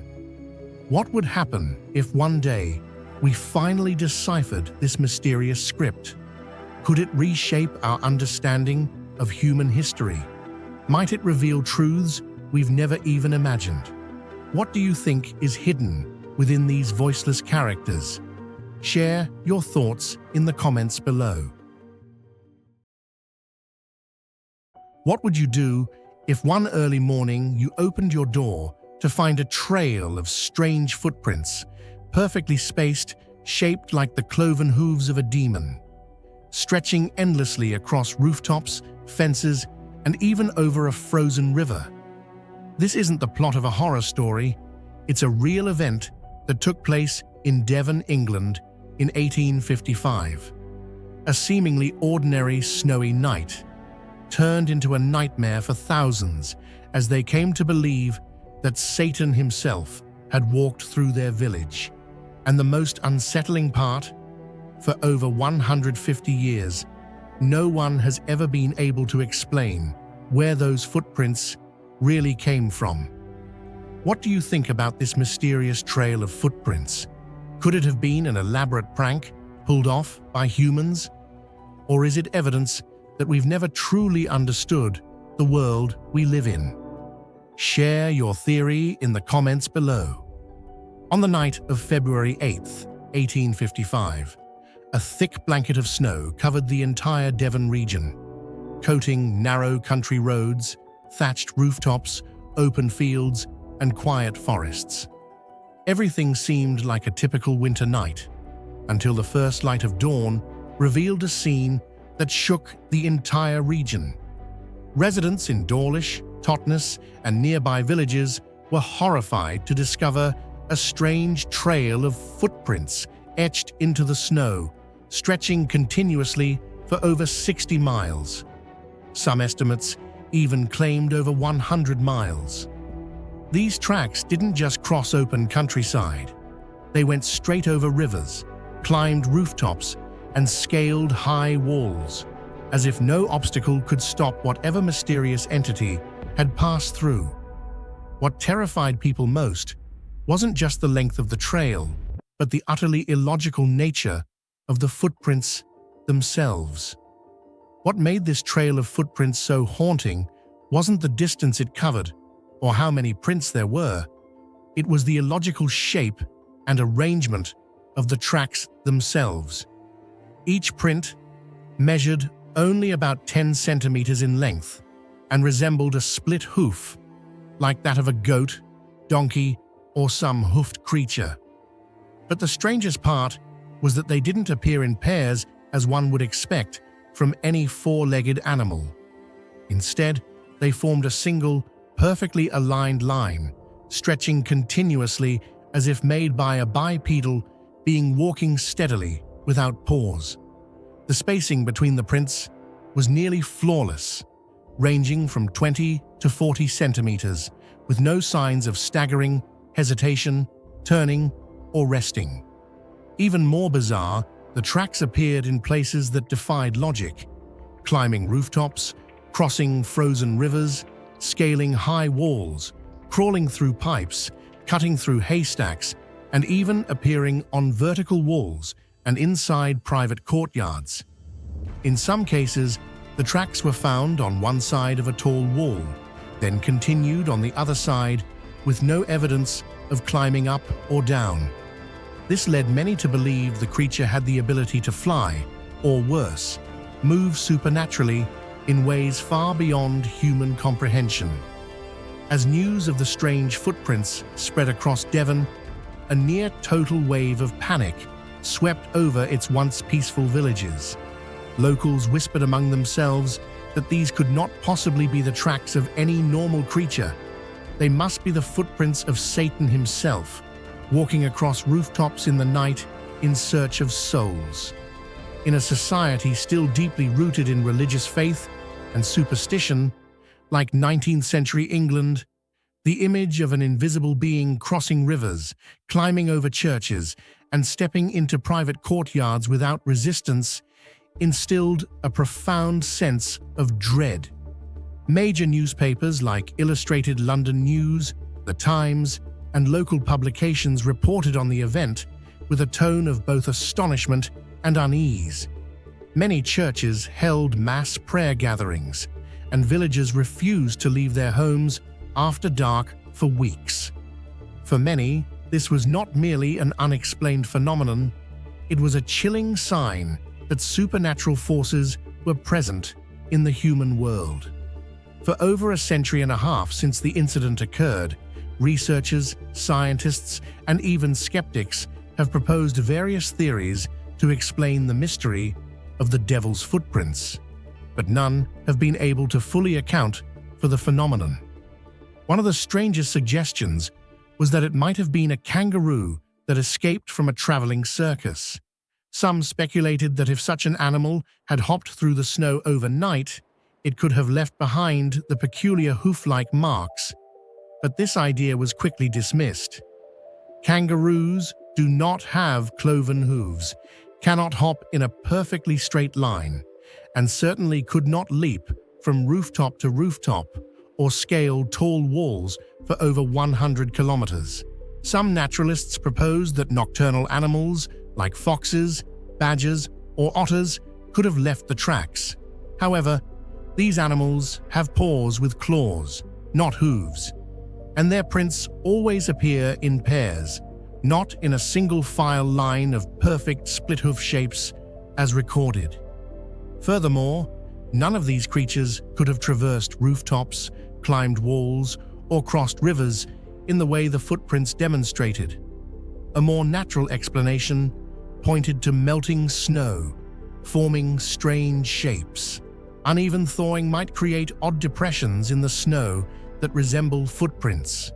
Yet this still fails to explain the remarkable consistency, continuity, and precision of the prints, especially their ability to appear on complex surfaces like roof tiles, vertical walls, and household courtyards. Finally, many suggested it was simply an elaborate human hoax, someone using a special tool to create the tracks overnight to frighten villagers. But this theory, too, falls apart quickly. No person, not even the most enduring athlete, could lay down an unbroken line of perfectly spaced tracks over 100 kilometers across rugged terrain, in the dark, through thick snow, and leave nothing behind but flawless hoof marks. All of these theories eventually hit a wall when confronted with the sheer absurdity of the evidence, leaving the devil's footprints to this day as an unsolved mystery that modern science can only remain silent before.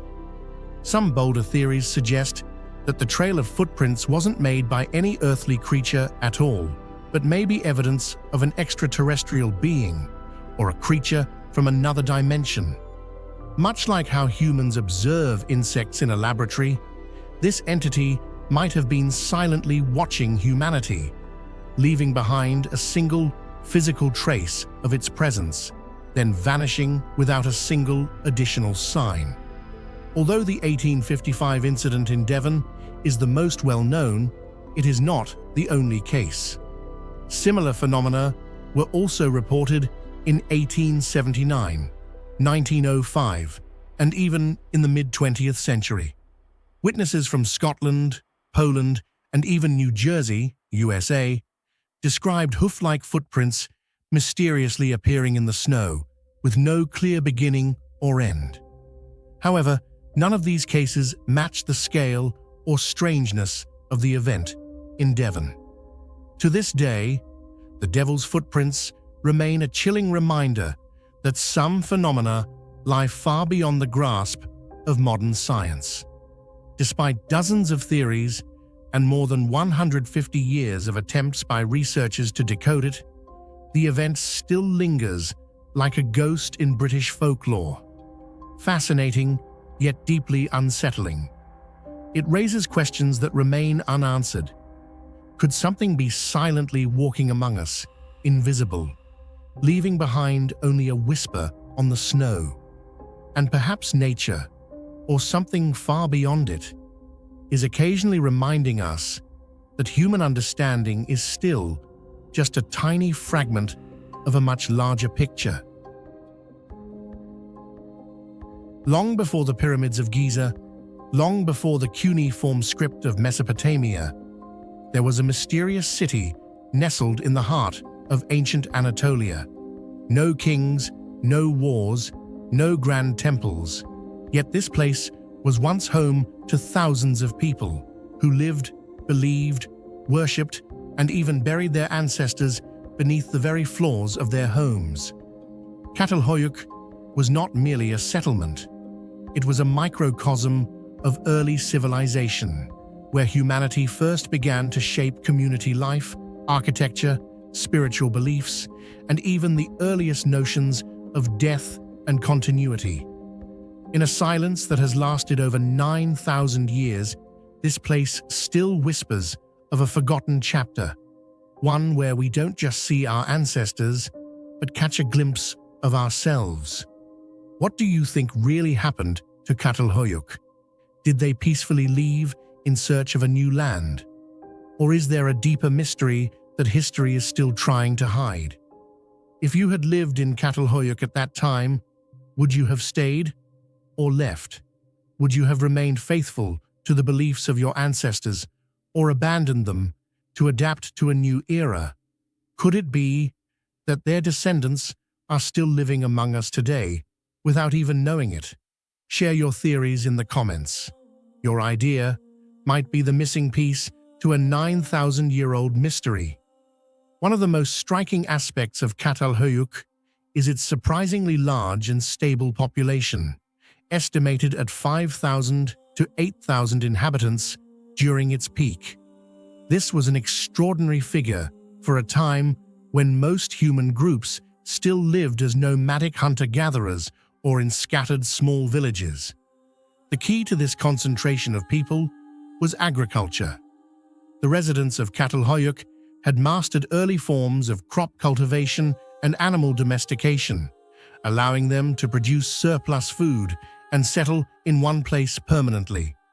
This marked a radical shift in human history, from survival through constant movement to the establishment of complex, rooted communities, the dawn of urban life. One of the most unique architectural features of Catalhoyuk is that it had no streets as we commonly see in later settlements.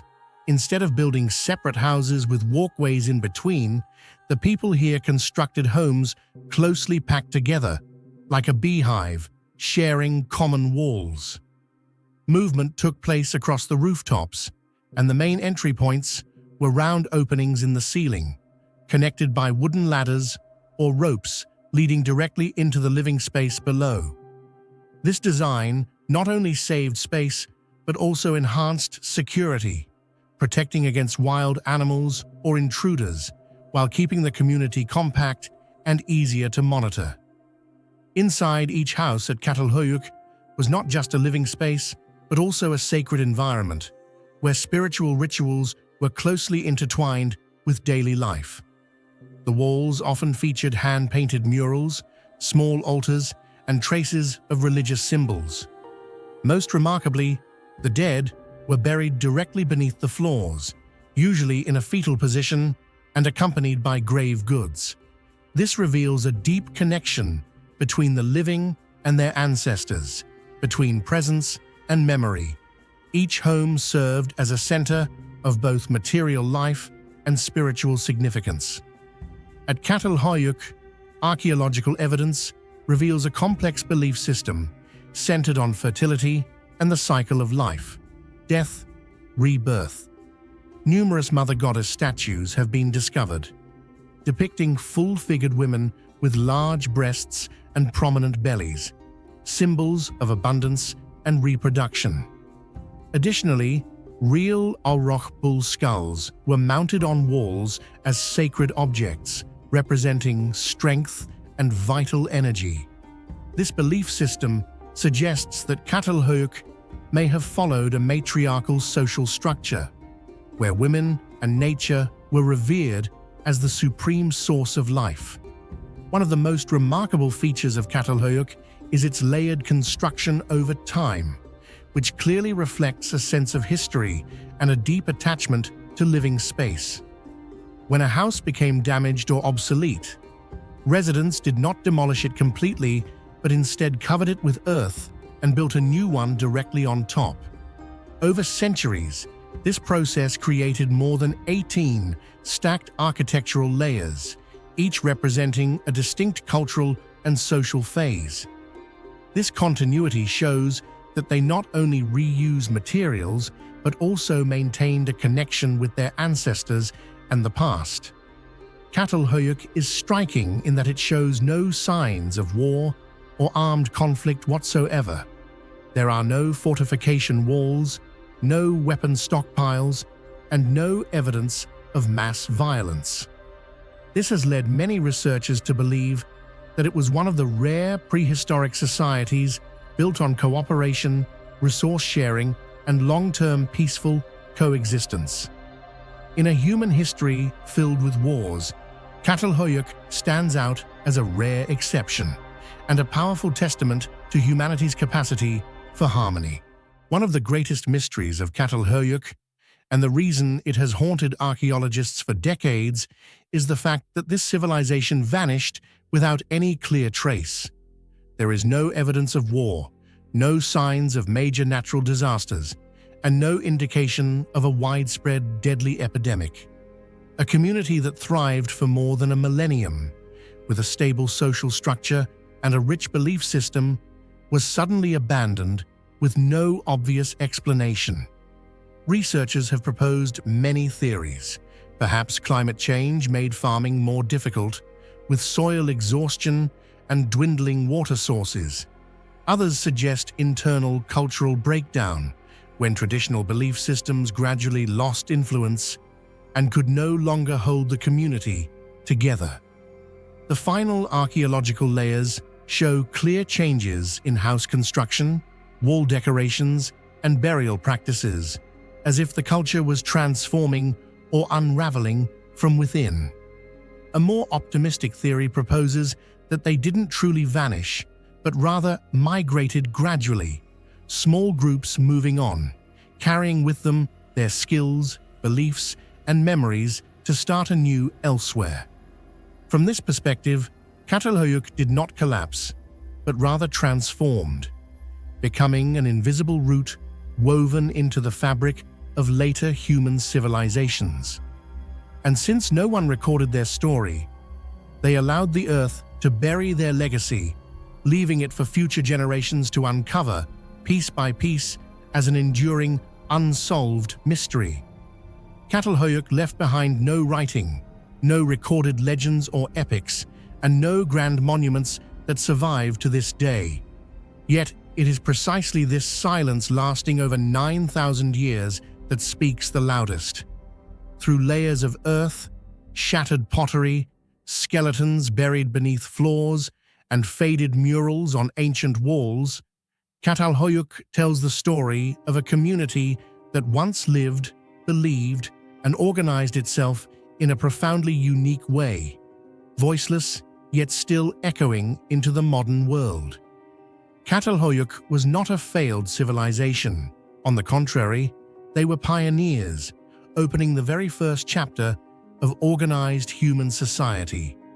There were no kings, no wars, no clear ruling systems, yet they lived in stability for centuries, building a community founded on cooperation, spirituality, and collective wisdom. Catalhoyuk reminds us that civilization is not solely about power or empires, but about the ability to coexist peacefully, create meaning from daily life, and maintain a sacred connection to ancestral memory. Imagine this. You wake up after a clear night, step outside, and find a strange jelly-like smear on the grass. Transparent like gelatin, odorless, formless, and most intriguingly, no one knows what it is. It's not algae, it's not animal remains, it contains no DNA. And just a few hours later, it completely vanishes, as if it never existed at all. This isn't science fiction. This is star jelly, a bizarre phenomenon that has been recorded for centuries, from medieval Europe to the desolate fields of modern-day America. Ancient people believed it fell from shooting stars. Modern science shakes its head, unable to explain it. Even theories about extraterrestrial life have surfaced, all in an attempt to answer one question: where does it come from? And why can't we identify its true nature? Star jelly is more than just slime. It is a symbol of the boundaries yet to be crossed in human understanding, a reminder that not everything on this earth has an answer. And sometimes, what falls from the sky isn't starlight. It's a mystery with no reply. Where do you think star jelly really comes from? Is it the trace of an undiscovered organism, a strange natural phenomenon, or perhaps something that doesn't even belong to this earth? Share your theory in the comments below. The key factor that makes the star jelly phenomenon so unique and mysterious is the fact that it has no clear biological or physical origin. In most cases, when people encounter an unknown substance in nature, scientists can usually collect samples and analyze them to determine their nature, whether it be slime mold, fungi, animal waste, gelatinous bacteria, or minerals altered by weather conditions. But with star jelly, all familiar rules seem to break down. It is a bizarre exception, a jelly-like substance that defies classification or identification. Many samples of star jelly brought into laboratories have yielded baffling results. Some samples contain no DNA whatsoever, ruling out the possibility that they are living organisms or biological remnants. Others contain heavily degraded, fragmented DNA, making it impossible to pinpoint a specific origin, perhaps a faint trace of some animal, or merely environmental contaminants. Still others consist only of crystallized water mixed with natural or synthetic polymers, lacking cellular structure, scent, taste, or any notable chemical reactivity.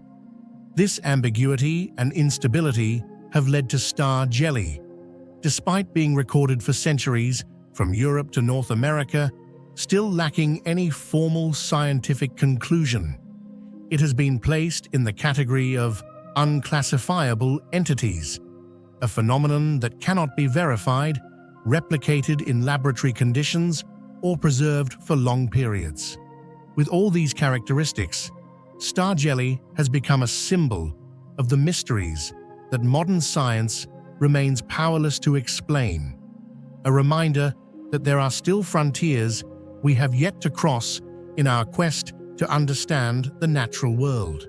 If it has no DNA, no biological tissue, and cannot be identified by science, what do you think star jelly really is? An undiscovered natural substance? A rare atmospheric phenomenon? Or could it be something not from Earth at all? Share your boldest theory in the comments. One of the most perplexing features of star jelly is its instability and ability to vanish rapidly. In most recorded cases, the substance only lasts a few hours, and in some instances, it has been observed to completely evaporate within just 30 minutes under sunlight. This makes it extremely difficult for research teams to reach the site in time to collect intact samples. And once it disappears, it leaves behind almost no trace. To this day, no one has been able to determine exactly what causes this rapid breakdown, whether it's the result of heat, exposure to air, or simply the extremely unstable chemical nature of the jelly itself. Moreover, star jelly does not have a consistent shape. Some samples appear as flat patches resembling frost on grass, while others look like translucent frog eggs. Their sizes vary significantly, some as large as a dinner plate, others as small as a coin. Despite the differences, they all share common traits: high viscosity, no odor, non-sticky texture, and no reaction when touched. These unusual characteristics leave researchers even more baffled, as no known biological or non-biological material possesses all of these strange properties simultaneously. One of the most frequently mentioned theories is that star jelly is actually the ovaries, or internal organs, of female frogs or toads, regurgitated by predatory birds. Organs such as eggs or ovaries, which are water-rich, would swell into a jelly-like form when exposed to high humidity or rain, creating something that closely resembles star jelly. However, this theory quickly runs into several contradictions. Traces of blood, bones, or soft tissue are rarely found nearby, and more importantly, it fails to explain why the jelly appears simultaneously in areas where there are no ponds or amphibian habitats. This makes the theory less convincing, especially when considering the scale and frequency with which the phenomenon has been reported. Since ancient times, people have believed that star jelly is a mysterious substance that falls from the sky, especially following meteor showers such as the Leonids or Perseids. Numerous historical records show a striking correlation between the appearance of this strange jelly and the timing of astronomical events. For example, in 1846 in England, 1950 in the United States, and 2001 in Scotland, all recorded star jelly being discovered shortly after witnesses saw meteor streaks lighting up the night sky. This raises an intriguing hypothesis. Could it be that certain types of microorganisms, ice crystals, or exotic compounds from the upper stratosphere are pulled down to Earth by cosmic dust or atmospheric disturbances? If so, star jelly might be a crystallized residue from the upper atmosphere, carrying elements that terrestrial science has never encountered before. When all biological and natural explanations fail, many people begin to turn towards supernatural theories. Some suggest that star jelly is residual waste left behind by UFOs, or even a form of extraterrestrial life existing in liquid form. Others associate it with ectoplasm, a spiritual substance said to manifest during paranormal events. Although there is no concrete scientific evidence, these theories persist for one clear reason. Modern science still cannot explain the true nature of star jelly, and that very gap allows the imagination to reach beyond conventional boundaries. In a modern world where almost every material can be analyzed by microscopes, gene sequencing, and molecular imaging, the existence of a substance with no known origin, no DNA, and no classification is exceptionally rare. Star jelly isn't just folklore. It is a real documented phenomenon, recorded across centuries and continents, from Europe and North America to Asia. It stands as a quiet reminder that we still don't fully understand our planet, that even in the 21st century, armed with space telescopes and artificial intelligence, there are still gifts from the sky that leave us stunned, much like ancient sages staring at the stars. And perhaps in that awe, we realize there is still so much left to explore, even if it's just a fleeting jelly lying silently on a chilly morning field. Buried deep beneath the thousand-year sands of the Egyptian desert, where towering pyramids still guard secrets lost to time, archaeologists uncovered an object that seemed small at first glance, but would go on to shake the foundations of modern research. A circular stone disc, shaped like a turbine blade, carved from fragile material, yet designed as if it belonged to a piece of modern machinery. Its name is the Disc of Sabu, and from the moment it was brought to light in 1936, this artifact has posed a question that still leaves science baffled today. How did ancient people create such a complex design, at a time when even the wheel was not yet widely used? No one knows exactly what the Disc of Sabu was used for. No inscription explains it. No similar artifact has ever been found to compare. And yet, its shape whispers of the future, as if history has forgotten a chapter of technology or deliberately concealed it. What do you think about the Disc of Sabu? Is it merely a ceremonial object, or could it be a remnant of a long-lost technology? Share your theory in the comments. Do you believe in the traditional explanation, or do you think the Disc of Sabu is a clue to a civilization far beyond our imagination? Beneath the seemingly simple exterior of this stone disc lies a design that has baffled both archaeologists and modern engineers alike. 3 perfectly symmetrical curved blades radiate from the center, connected to a hollow central hub, as if it were meant to spin on a mechanical axis. Measuring approximately 61 centimeters in diameter and over 10 centimeters in height, the Disc of Sabu closely resembles a turbine component or an aerodynamic propeller, an unthinkable concept for a time over 5,000 years ago in ancient Egypt, when even the wheel was not yet widely used. These curved blades are not decorative flourishes. They are smoothly, evenly, and precisely carved, an extremely difficult feat to accomplish with schist, a brittle and fragile stone. With the tools available in that era, crafting such a form was nearly impossible. So why would an ancient civilization create a design so strikingly mechanical and choose such a delicate material to do it? This question has sparked countless theories about the true purpose of the Disc of Sabu. From ceremonial object to a replica of lost technology, or even the remnant of a knowledge system that was thousands of years ahead of its time. One of the greatest mysteries surrounding the Disc of Sabu lies not only in its shape, but in the material it's made from: schist, a flaky, brittle stone that fractures easily under pressure or even minor errors during carving. This is far from an ideal material for creating an object with smooth, symmetrical curves like turbine blades. Crafting such a design from schist requires extreme precision and high-level craftsmanship. A single mistake could cause the entire structure to crack. So why choose such a delicate material for such a complex design?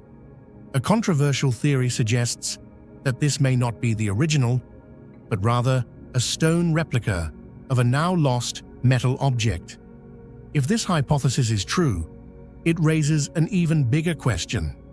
What was the original metallic object, and which civilization did it come from? One thing that makes the Disc of Sabu even more mysterious is the complete silence of history surrounding it. There are no ancient texts that mention this object.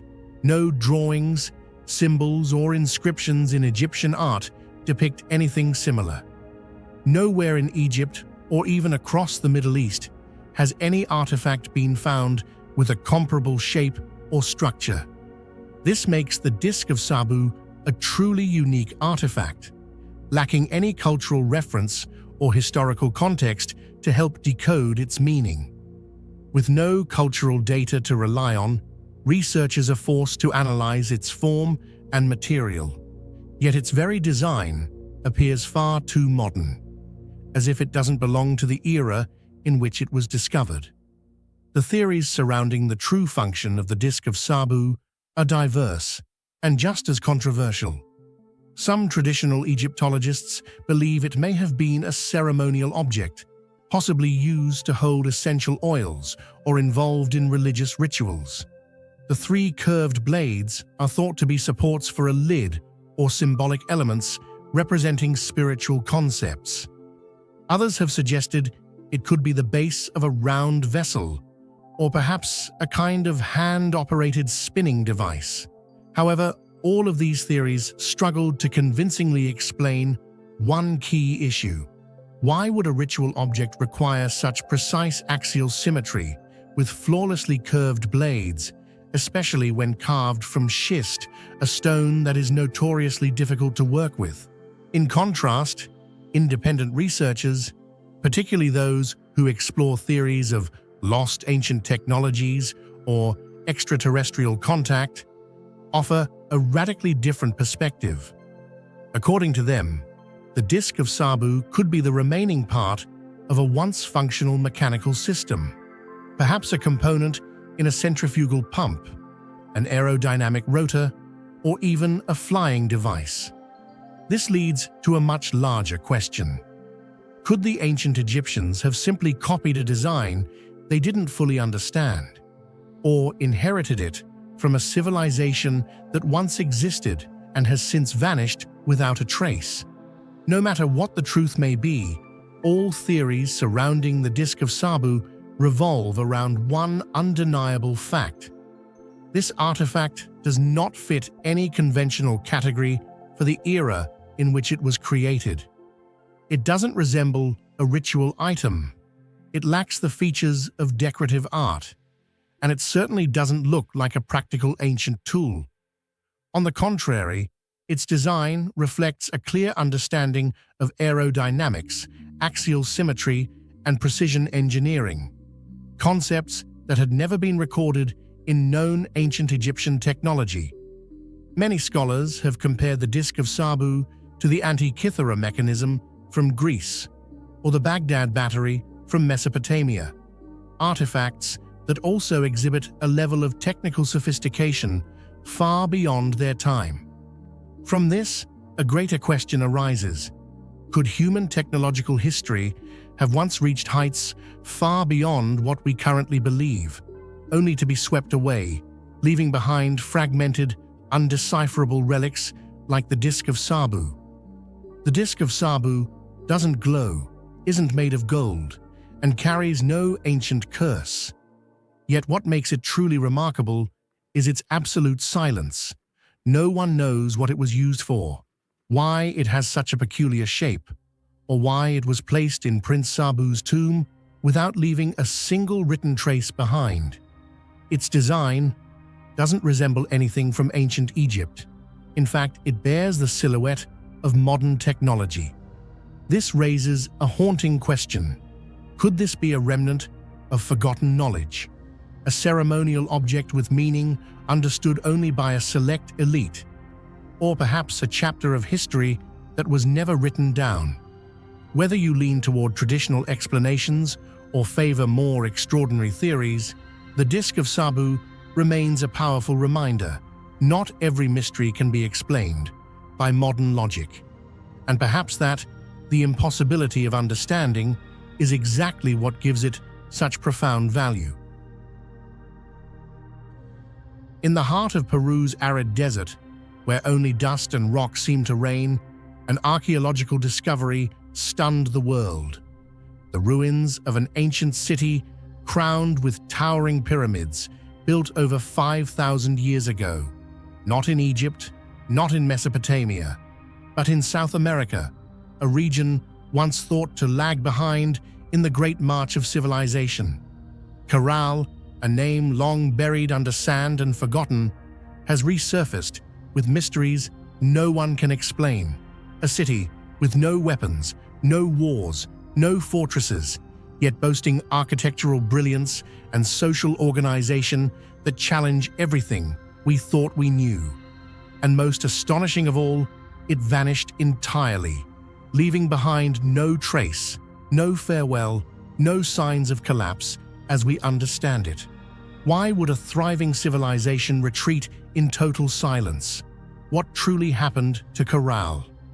The journey begins here, where silent pyramids may still hold answers buried for over 4 millennia. What do you think really happened to Corral? Was it nature, human action, or something beyond our current understanding? Share your thoughts. Who knows? Your perspective might just be the key to unlocking a mystery buried for over 4,000 years. One of the most striking features that sets Corral apart from other ancient civilizations is the complete absence of warfare. Throughout the excavation process, archaeologists found no weapons, no defensive walls, and no depictions of violence. Not a single human skeleton bore signs of conflict or trauma. Instead, they uncovered musical instruments made from bone and seashells, ceremonial plazas, and community-focused architectural structures. All of this suggests that Corral maintained social order, not through force, but through spirituality, music, and trade, a society built on connection rather than conquest. One of the most astonishing aspects of Corral is its architectural and engineering sophistication, far ahead of its time. Here, the ancient people built massive pyramids nearly 30 meters tall, with wide foundations and durable structural design. These constructions were not only symbolic, but also demonstrated a deep understanding of earthquake-resistant engineering, a crucial feature in a seismically active region like Peru. They used mesh bags filled with tightly packed gravel and small stones embedded in the foundations to absorb seismic shocks, a remarkably advanced technique that few would expect to have existed over 4,000 years ago. Additionally, the people of Corral employed a system of knotted cords, known as proto-quipu, which may have been used to record information on population, resources, or ceremonial practices. This is considered a forerunner to the complex recording system, later developed by the Inca, indicating that Corral had an advanced administrative structure, even in the absence of a formal written language as we understand it today. Corral's ceremonial structures were designed with special acoustic properties, amplifying sound during public rituals. Music played a central role, connecting residents to one another and to the divine forces they worshipped. Many researchers believe it was precisely the combination of spirituality, architecture, and sound that created a stable social order, without the need for force or control through violence. One of the greatest mysteries surrounding the city of Corral doesn't lie in how it was built, but rather in why it disappeared. This was a civilization that wasn't invaded, showed no signs of war, and wasn't destroyed by plague or major natural disaster. Archaeological soil layers reveal no evidence of widespread fire, flooding, or catastrophic earthquakes, and yet its entire population seems to have vanished in silence, leaving behind grand pyramids, ceremonial plazas, and an empty landscape, as if they had never been there at all. What could cause a once thriving city to become suddenly uninhabited? A commonly discussed theory is climate change. Corral was located in the Super Valley, a dry region heavily reliant on rivers flowing from the Andes. If a prolonged climate shift occurred, such as an unusually strong El Niño that reduced rainfall and dried up rivers, Corral's agriculture-based economy could have rapidly collapsed. As water disappeared, crops would have failed, food supply chains would have broken down, and religious beliefs tied to agricultural cycles might have been shaken. The entire economic, social, and spiritual system could have collapsed like dominoes, forcing people to abandon the city in search of more hospitable lands. Another possibility involves social turmoil and the breakdown of spiritual belief systems. In a culture where ceremonial music and faith played central roles, a loss of trust in spiritual leaders could have fractured the societal structure. When rituals lost meaning and community order fell apart, people may have chosen to withdraw quietly in an orderly but silent exodus. There was no violence, no revolt, just a gradual retreat from a once sacred system that had lost its power to unite. There are also speculations about a resource-population imbalance. If Corral's population grew too quickly, while water and arable land remained limited, the resulting scarcity could have led to silent tensions, survival-driven competition, and the gradual departure of small groups from the overcrowded center. As people dispersed over time, Corral slowly emptied, not through destruction, but by being quietly left behind. However, one more optimistic and compelling theory suggests that Corral never truly disappeared, but evolved into the powerful civilizations that followed. Many architectural features, religious ideas, and social systems from Corral resemble those of later Andean cultures such as Norte Chico, Chavin, and especially the Inca. From the use of quipu cords and step pyramids to astronomical rituals, all may have originated in Corral.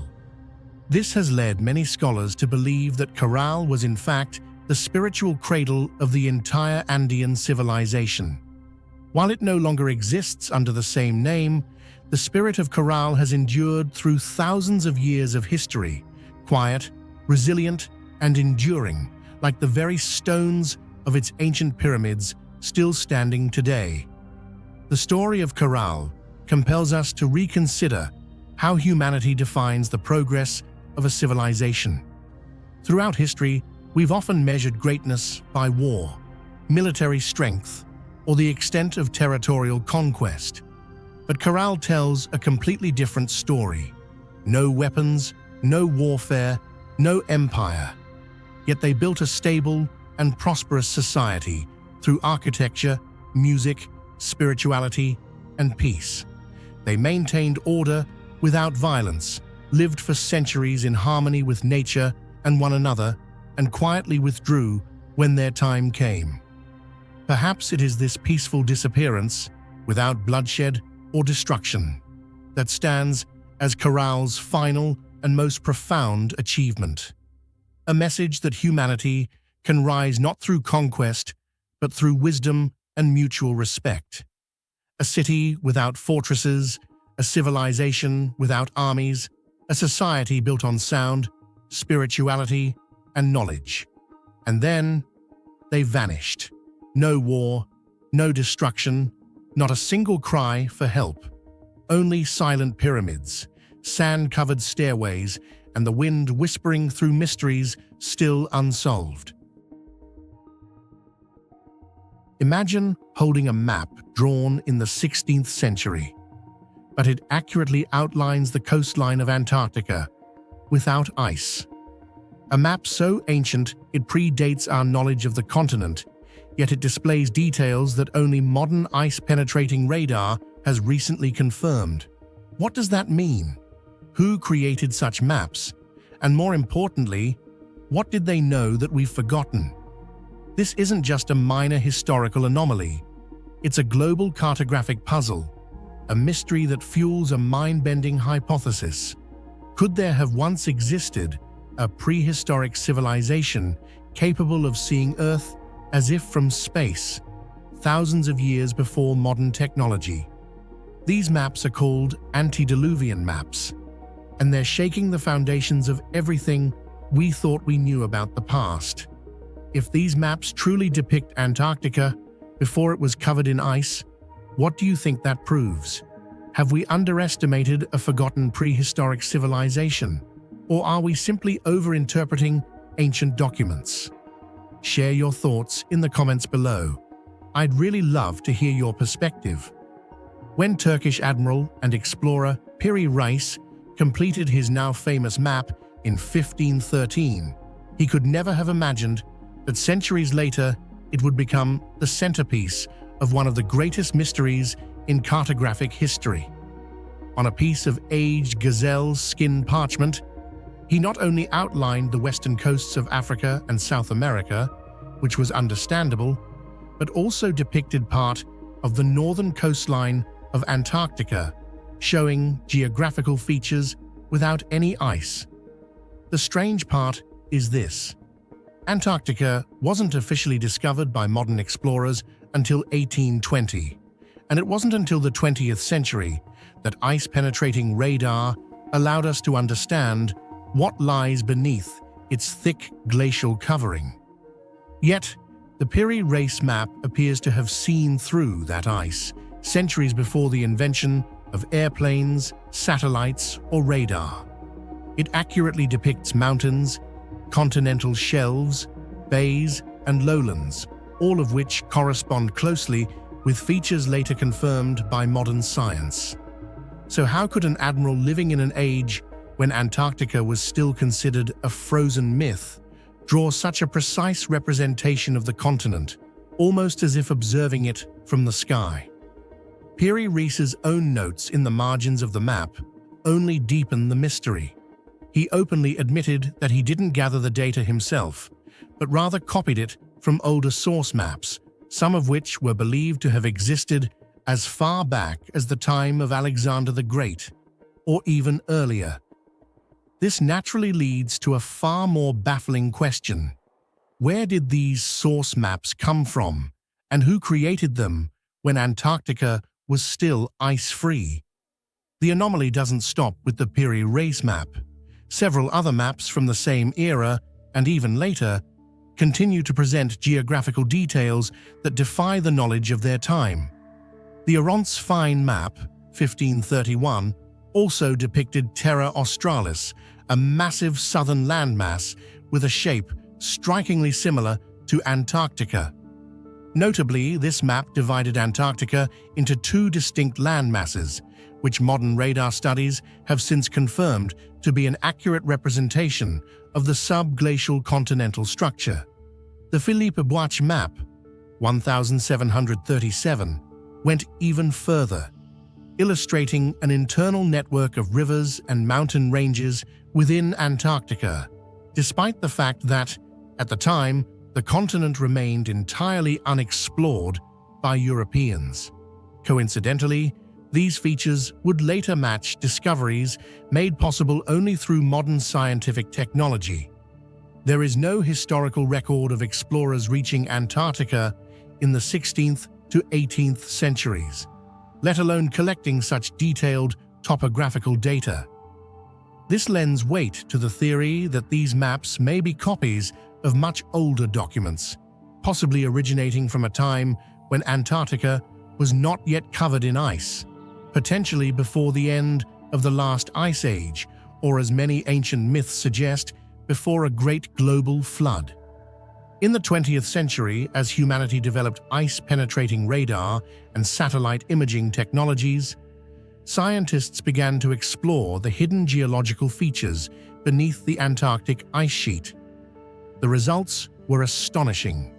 The subglacial topography, including mountains, plateaus, and continental shelves, aligned remarkably well with what had already been depicted in the Piri Reis and Boitsch maps. This raises a startling possibility. Either the cartographers of the 16th and 18th centuries guessed with uncanny accuracy, or they somehow accessed data from a time when Antarctica was not frozen, possibly more than 6,000 to 12,000 years ago, dating back to the end of the last ice age.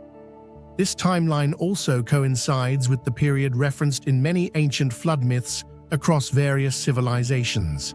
If these maps are indeed showing an ice-free Antarctica, it implies that someone, somewhere, mapped the continent long before modern civilization ever emerged, a possibility that continues to challenge everything we think we know about the human past. Faced with these astonishing correlations, some researchers, notably Charles Hapgood, author of Maps of the Ancient Sea Kings, proposed a groundbreaking hypothesis that maps like the Piri Reis chart are merely copies of much older source material, inherited from a lost civilization that had already mastered global cartography long before our recorded history began.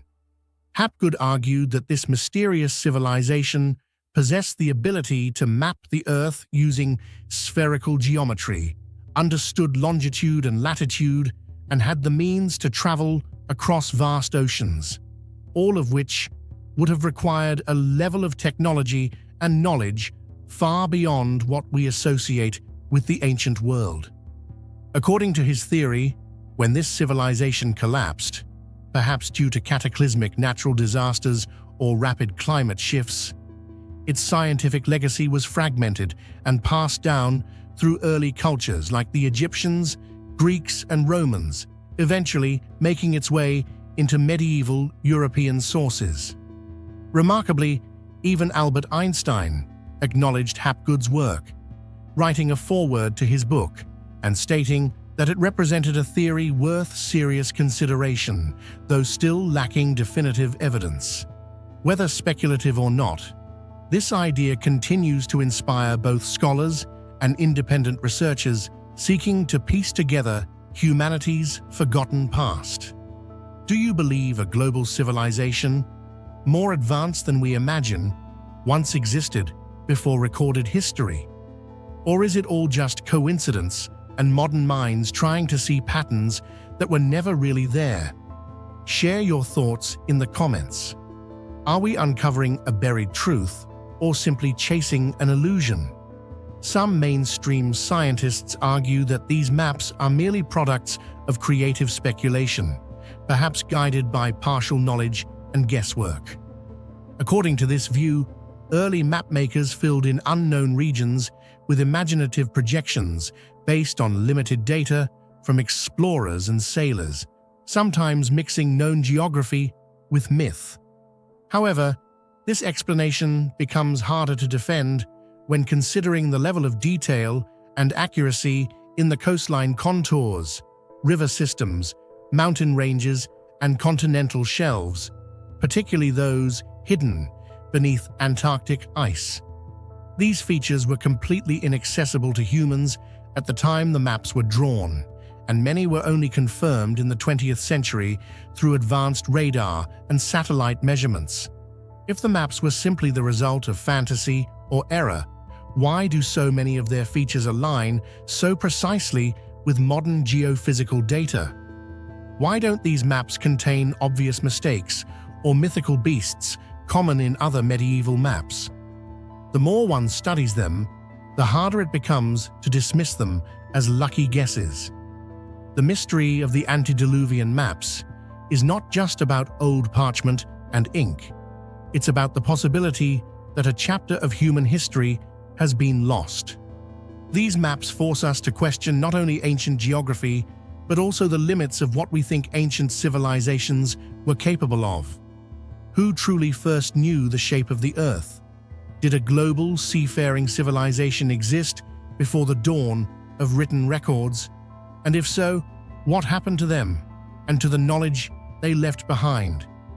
To this day, no definitive proof has surfaced to confirm the existence of such a civilization, but the maps remain silent, stubborn, and eerily accurate. Whether you believe they are relics of forgotten knowledge, misinterpreted artifacts, or something else entirely, they continue to haunt the boundaries of history and science. Maybe one day, another discovery, buried beneath the ice, hidden in a cave, or sealed in an ancient library, will provide the missing piece.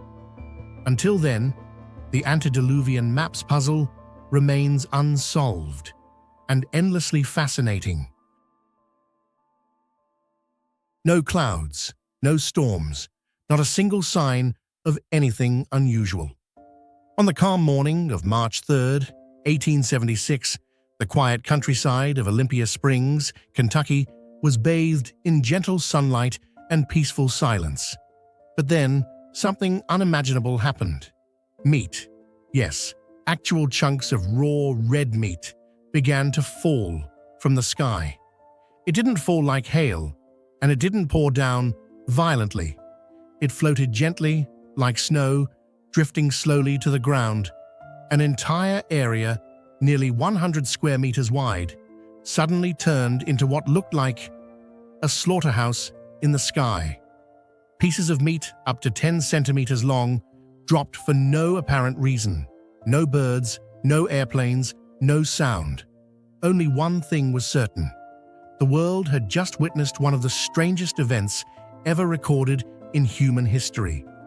This bizarre phenomenon didn't occur at night or during a storm, but in broad daylight, under a perfectly clear blue sky. According to Mrs. Allen Crouch, she was working in her yard when she suddenly heard a faint pattering sound, like a light drizzle. But when she looked up, there was no rain, just chunks of raw red meat slowly drifting down around her. No birds flew overhead, no airplanes, and no strong winds, only a crystal clear sky, as if it had suddenly vomited pieces of raw flesh.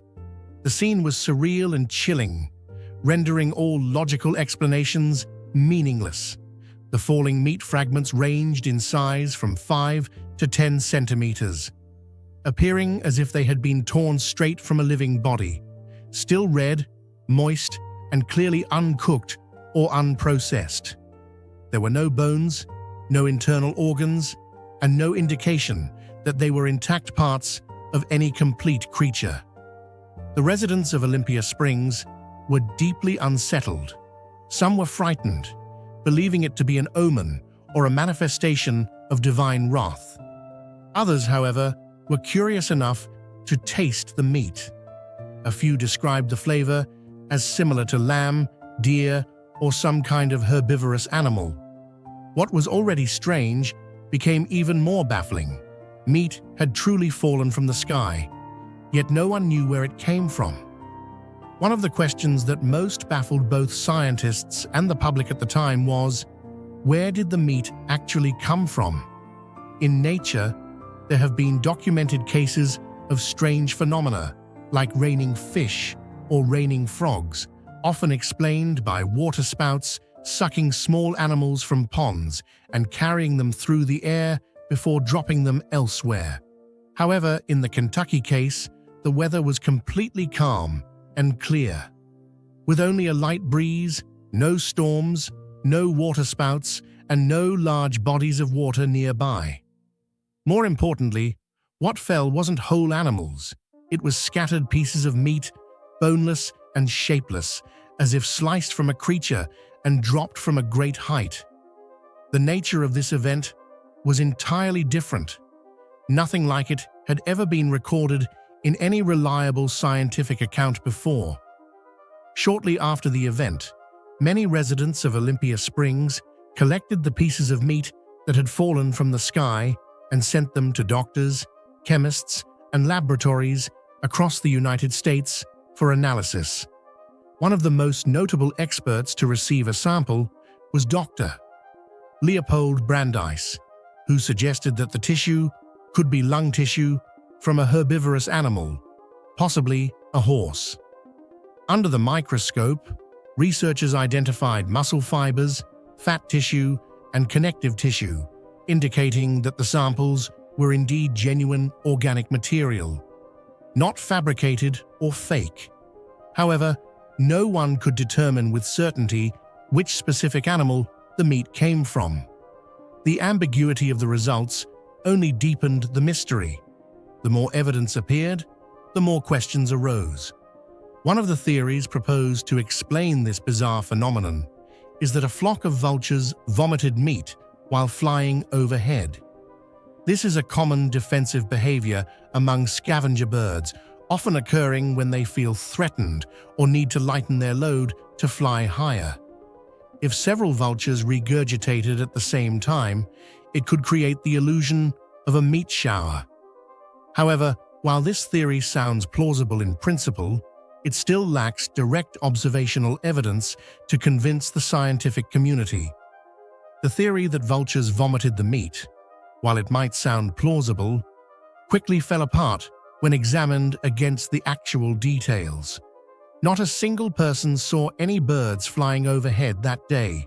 There were no calls, No feathers, no droppings, no evidence whatsoever of birds being present in the sky.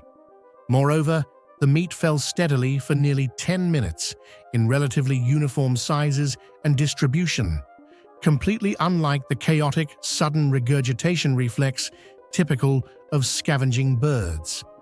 This lack of supporting evidence made the vulture theory untenable in the eyes of the scientific community. At the time of the incident, the American press exploded with coverage.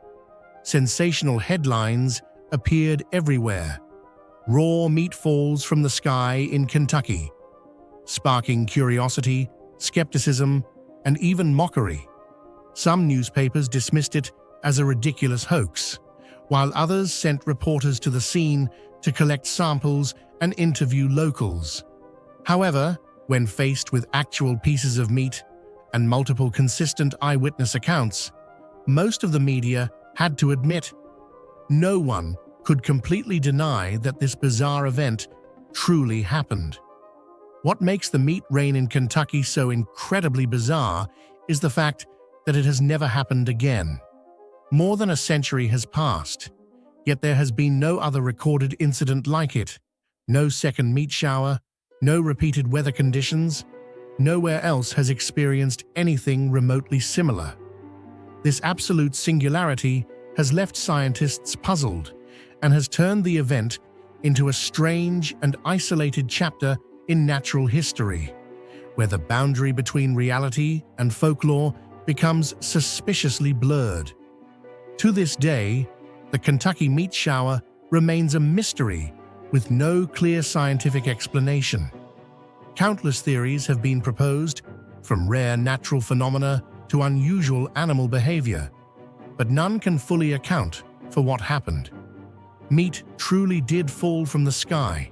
There were eyewitnesses and there were physical samples, but no one knows exactly why.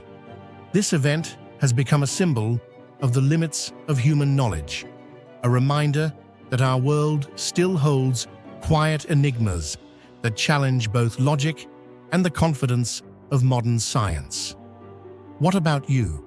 What do you think really happened that morning in Kentucky? Was it an undocumented natural phenomenon, a bizarre act of animal behavior, or something that goes far beyond our current understanding of the world? Share your thoughts or theories in the comments, because who knows, you might just be the one to unlock a new clue in the strangest mystery ever to fall from the sky.